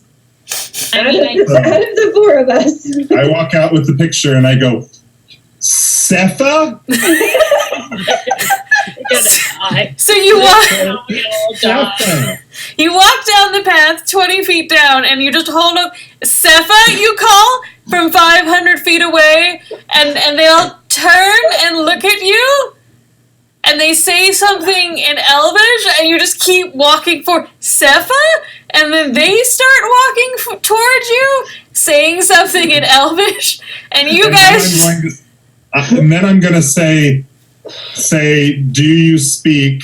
And then I'm going to say it in Celestial, Deep Speech, Draconic, and Infernal. Maybe? Sepha? So you approach these 6 individuals. There's 4 women and 2 men among them.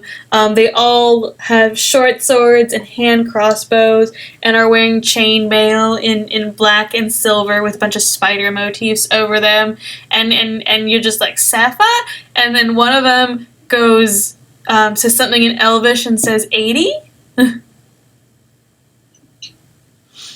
And then you say Sepha, and they go 80 and point back. Okay.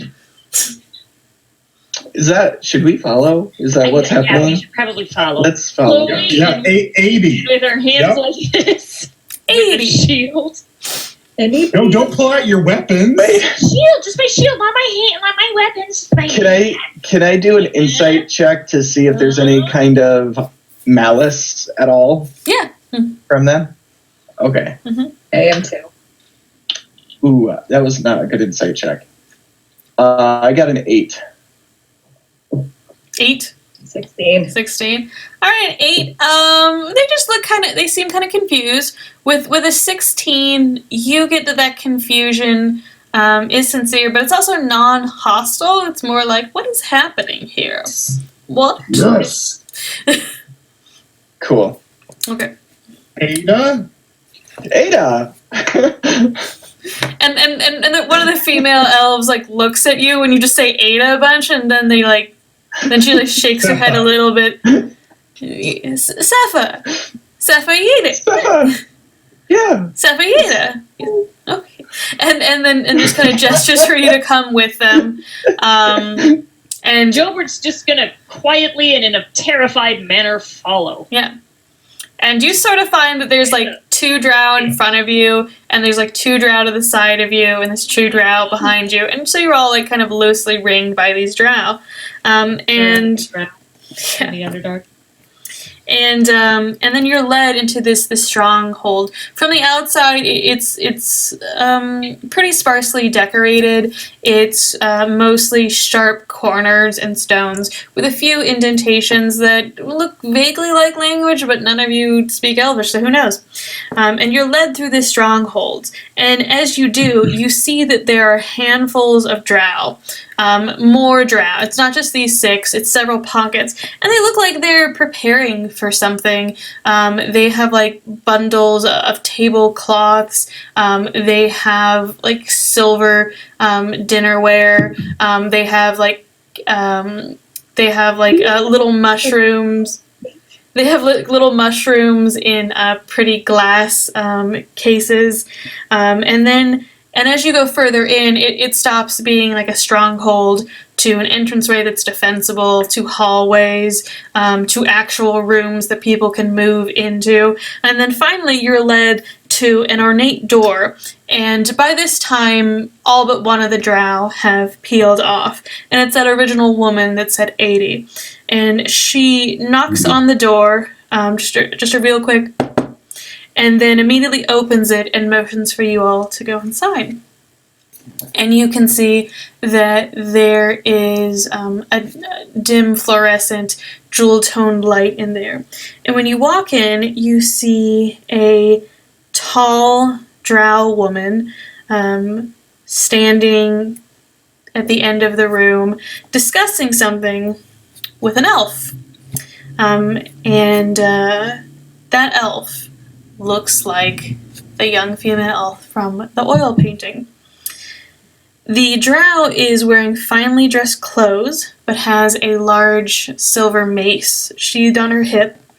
And when the knock comes and the door opens, she immediately turns and frowns, seeming annoyed. And so does the elf woman. But her annoyance turns to surprise as she sees who's with them, and she rises from the chair that she had been in. And the drow woman kind of looks from the elf to you and narrows her eyes and then says in common, "Welcome, guest. What brings you to my domain?" And 80! 80! Yes, Sepha, 80! Yes, my name is Ade, and this is my wife, Sepha. I knew I smelled the wedding. Wedding! Woo! We called it. We said it. We knew this way back. We knew it. We just. So don't freak out. Well, we've already married. This is more a celebration, and you are interrupting it a little bit. Sorry. We apologize. We did not know that you were safe and happy. And that's when the seated woman Sepha is just like, oh, that's fine. I enjoy meeting new people. Full disclosure, we were originally hired to find out what happened to you. And we understand that your father wants you back home. But don't freak out. Sepha kind of frowns like a little bit, whereas Ade moves so that she's like slightly in front of Sepha now, and like her hand is kind of going towards her mace, but she's not doing anything yet. Okay. I mean, we're not going to sling her over the back and drag her out. Don't worry. You certainly are not. We figured something like this was happening, so we didn't want to come in, all magic, glass cannons blazing. I wouldn't recommend it. No, never. We are a friendly group, and more than anything, we were just worried. And Sepha says, well, that's very kind of you. Is everyone okay up there? I didn't want to worry them, but I didn't know how else to meet. Worried. They don't think the harvest is going to fail, and your father's real worried. He's, probably thinks you're dead or something, and so does most of the town. But other than that, they're fine. Well, that doesn't make me feel good at all. Joe, that's a horrible way to put it. The people will be fine. The people will be fine. They'll live without Sepha. Unless she really does control the harvest, I don't think that's how harvest works, though. Do you control the harvest? I don't control the harvest. I have some magic myself, but it's something that I've learned from the dryads. The harvest will come, even if I'm not there, and I'm not going to leave. We don't want you to. And Ade says she's not leaving if she does not want to. No, hold up. Hold up. So, just to more let you guys know, your dad is pretty sure that you were kidnapped by the drow that he's been fighting. Ade sighs and rolls her eyes. We know. Same. Just FYI. That man, I understand that we are now part of the same family, but there haven't been any significant drow raids for almost 5 years now. Since well before I even met Sepha.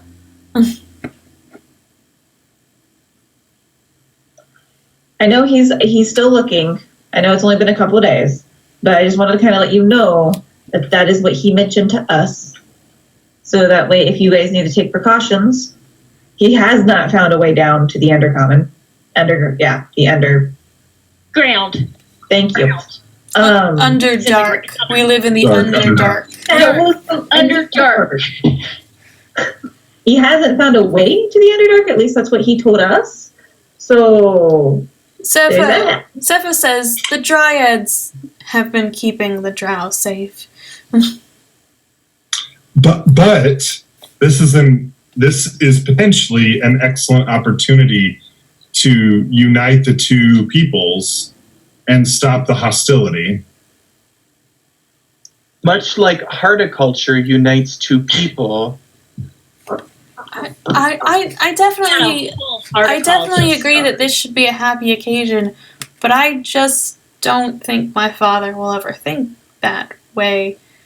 And I feel bad for making everyone worry, but I just don't think I should go back to him. I wanna stay here with my wife, and I think that we're better just leaving things as they are, even if it's not ideal.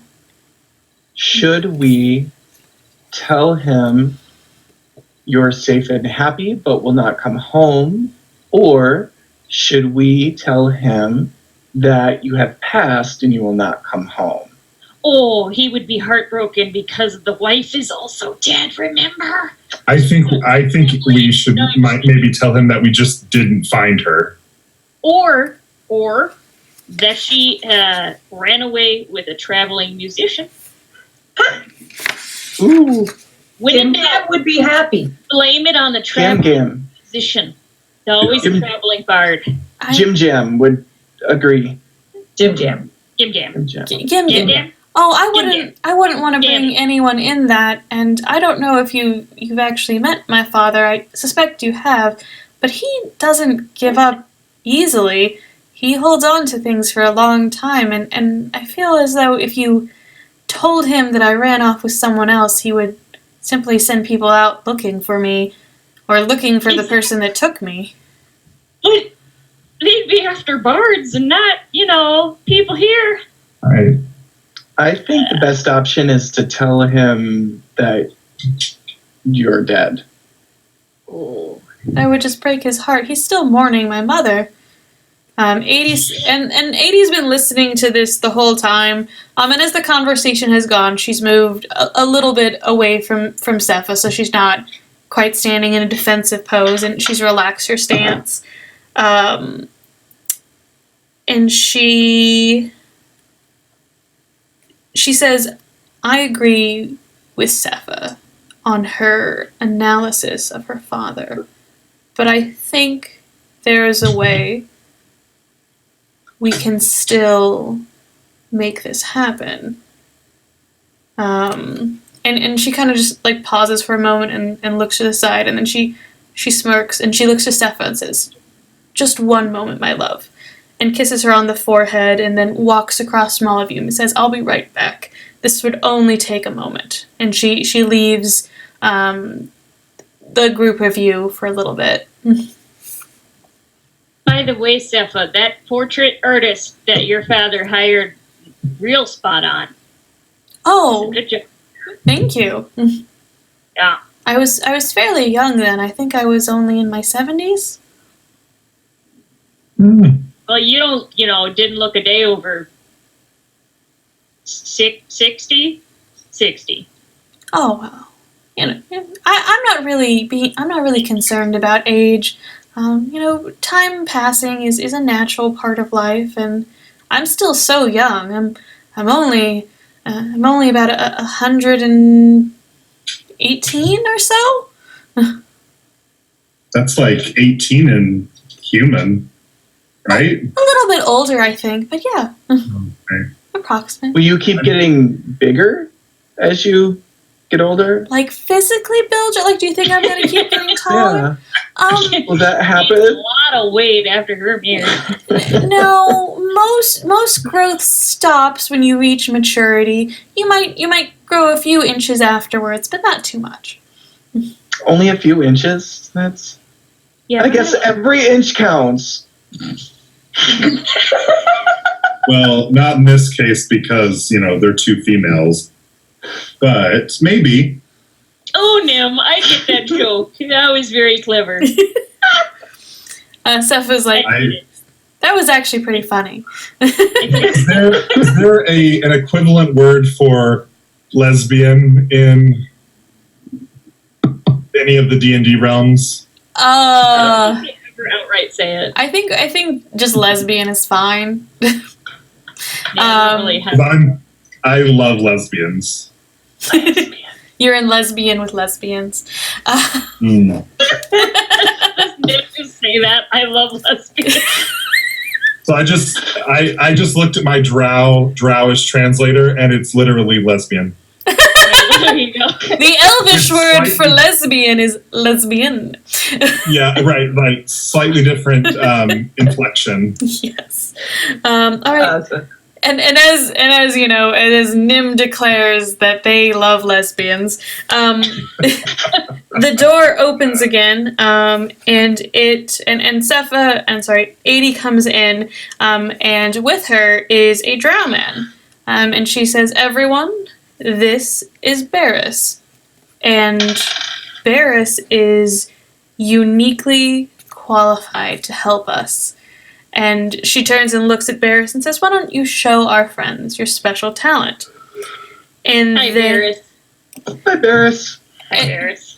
and as you say hi, Barris, this drow man looks at you and sort of like cocks his head, and as he does, he turns into a perfect replica of Lady Sepha and says in her voice, hello, everyone. It's lovely to meet you. I get it. And Ade says, Barris here is a doppelganger. A what? A doppelganger. Oh, doppelganger. Okay. He's been in my employ for several years, and he said he'd be happy to go and live in Manor Lacore. Oh, everybody wins. Right. As long as everyone is in agreement and we're not putting anyone like we're not coercing people to do something they don't want to do. Wait, how I'm cool long with that. do doppelgangers live? How long do they live? Yeah. We don't need to worry about that for many years. Oh, So, I say if we just if whatever happens, there we go. can I ask the group why? What if the doppelganger became the father, and we just got rid of the father? No. that's horrible, Arado. That's Yeah, like talking about murdering a man who's loves his daughter and was trying to find her. Sepha says, absolutely not. Actually, both Sepha and Barris Sepha just turn to you and as one are just like, absolutely not!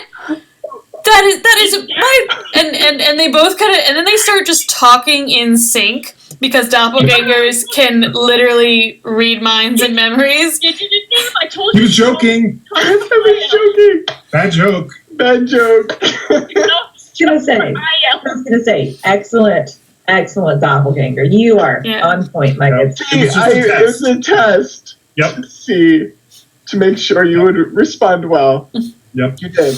Both of them are just appalled in you, and they're still like tirading you. They're just like, that is not something you should even joke about. We can all have our differences, but we have to respect humanoid life, and this is just impossible. Okay, I don't like those. I like a good joke. It's okay to make a joke, but that's not funny.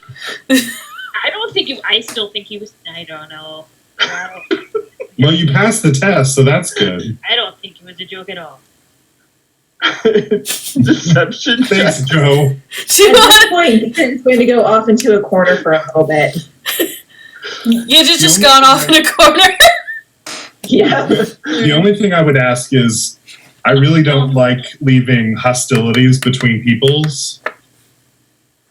You know, because my people are used to things like that, and the only thing I would ask is, over time, if Barris could help Lord Lacore?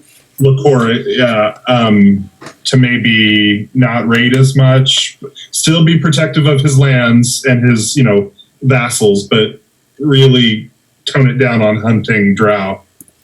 Barris Sepha says that I'm sure I can work on that with him. Especially if I maybe I'll tell him that some drow found me and I fell down a well or something. Every town needs a good well rescue story. It's true. But, It brings people together. right. But the drow gave you to us, and then we get the reward. Yes, you found me. You found a small camp of drow, and that's where I was resting up because I'd injured my ankle. And they gladly gave you to me, and you led me the rest of the way home. Yes. That's exactly what happened. Right, everybody? That's exactly what happened? Joe? Yes. Look over and Gidget's like working on something on the ground, and she goes, "Yep." Okay. Joe? What? The You drow rescued her, and we brought her back. And then, 50 years from now, when the doppelganger eventually... So, What? Joe, how about we just not say anything when we go back to Lord Lacore? I keep wanting to say.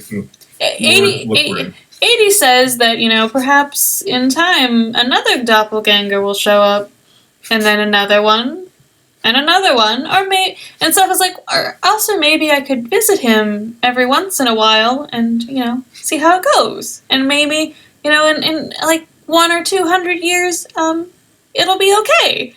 And 80 says, probably not, but we can believe that. Maybe eventually. And Seth was like, yeah, elves, we live like a really long time, and my dad's only like 437, so there's still like a lot of time to work on this. Yeah. So are we ready to take Barris back? Yep, it was the drow that rescued her, and now we're bringing her back. Gidget goes, give me like 15 minutes, guys. What? Give me like 15 minutes. I'm working on something. Also, congratulations. Yeah. Oh, thank you. I love your ring, 80. 80 like looks at it, and you can see she looks very proud, and she's like, yes, it's very lovely, and she picked it out herself. It almost makes me ashamed of the one I gave her. It was handmade. And Sepha has a ring on her finger, and it looks like it's made of bone, but embedded in it are some of those fluorescent mushrooms, so it glows a little bit. Yes, Underdark jewelry. That's awesome. And you need to concentrate, Gidget. What was that? I said you need to concentrate on your thing. What is Gidget making? So after some time passes, Gidget comes back, and she wanted to give a gift to the newlyweds. Oh, okay.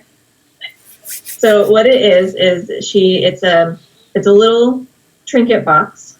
It's a music box. Mm-hmm. She'd already had it made, but she's modified it a little bit, and she's updated it with some of the stuff that she got from Padre. So it's a little wooden, very lovely mahogany kind of like wooden box, with gilded. It's gilded on the edges. So when you open it, and on the inside, what it's going to do is it's going to Let me double check. Mm-hmm.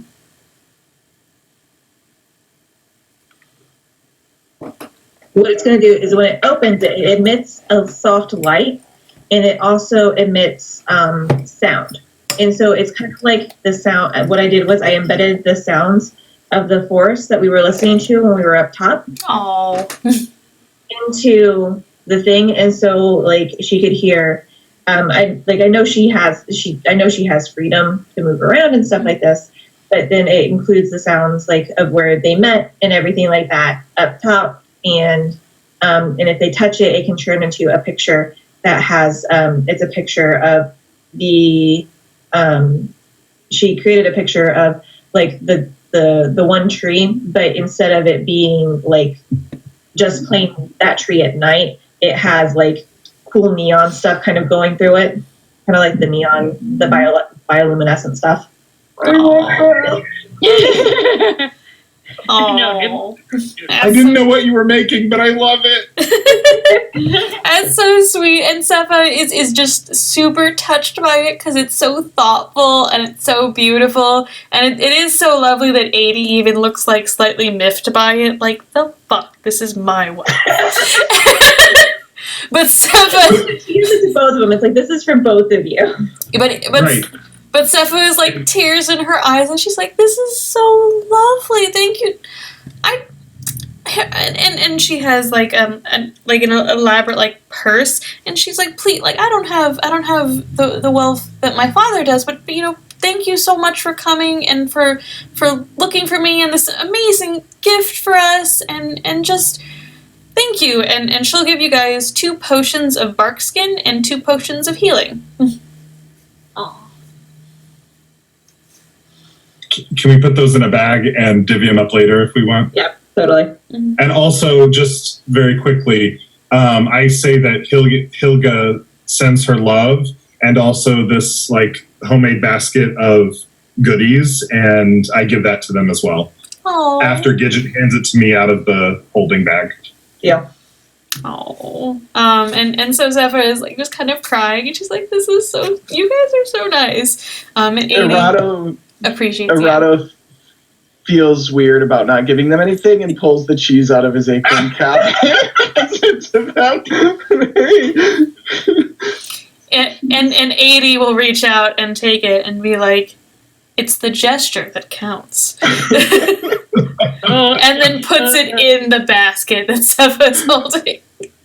I guess Joe will pat her saddlebag, see if there's stuff in there, be like, It could be for all of us. I have a deck of cards or a dice set.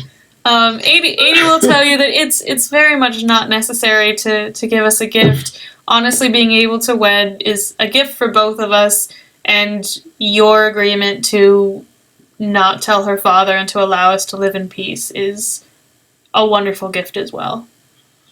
Joe, I might have extra cheese. It's like underhand. Alright, but thank you for the cheese, yes. Dice set. Let it go. Let it go. Yeah, go put it back. Okay. And 80 is not a hugger, but Sepha will definitely give all of you great big hugs. And thank you, so much. And ask you to thank Helga. And if you see Oda and Milo, if you can let them know that she is safe, that would be great too. And you guys can get escorted out of the Underdark and head on through the woods. The Dryads just kind of follow after you and do thank you for respecting Lady Sepha. They seem to know that the Sepha with you isn't their Sepha, so they're not making a big deal about it. And after you sort of head back to the clearing and go back towards the path, you find Milo and Oda playing some dice on a rock, and they'll come with you. And they seem, quite excited, and they ask you, what happened, and want your tale. And Sepha, Barris Sepha, hugs them. And after some time, you kind of see that Oda's looking at her, and she's looking at you. And she kind of mouths, not Sepha. She seems to know that this is not Sepha. And I'd probably walk up to her and grab one of her hands and say, "It is Sepha, for her protection." And then she's just like, "And Sepha is safe and happy?" Very much. Then we are excited to bring Sepha home, and I'm sure the village will be excited to see her.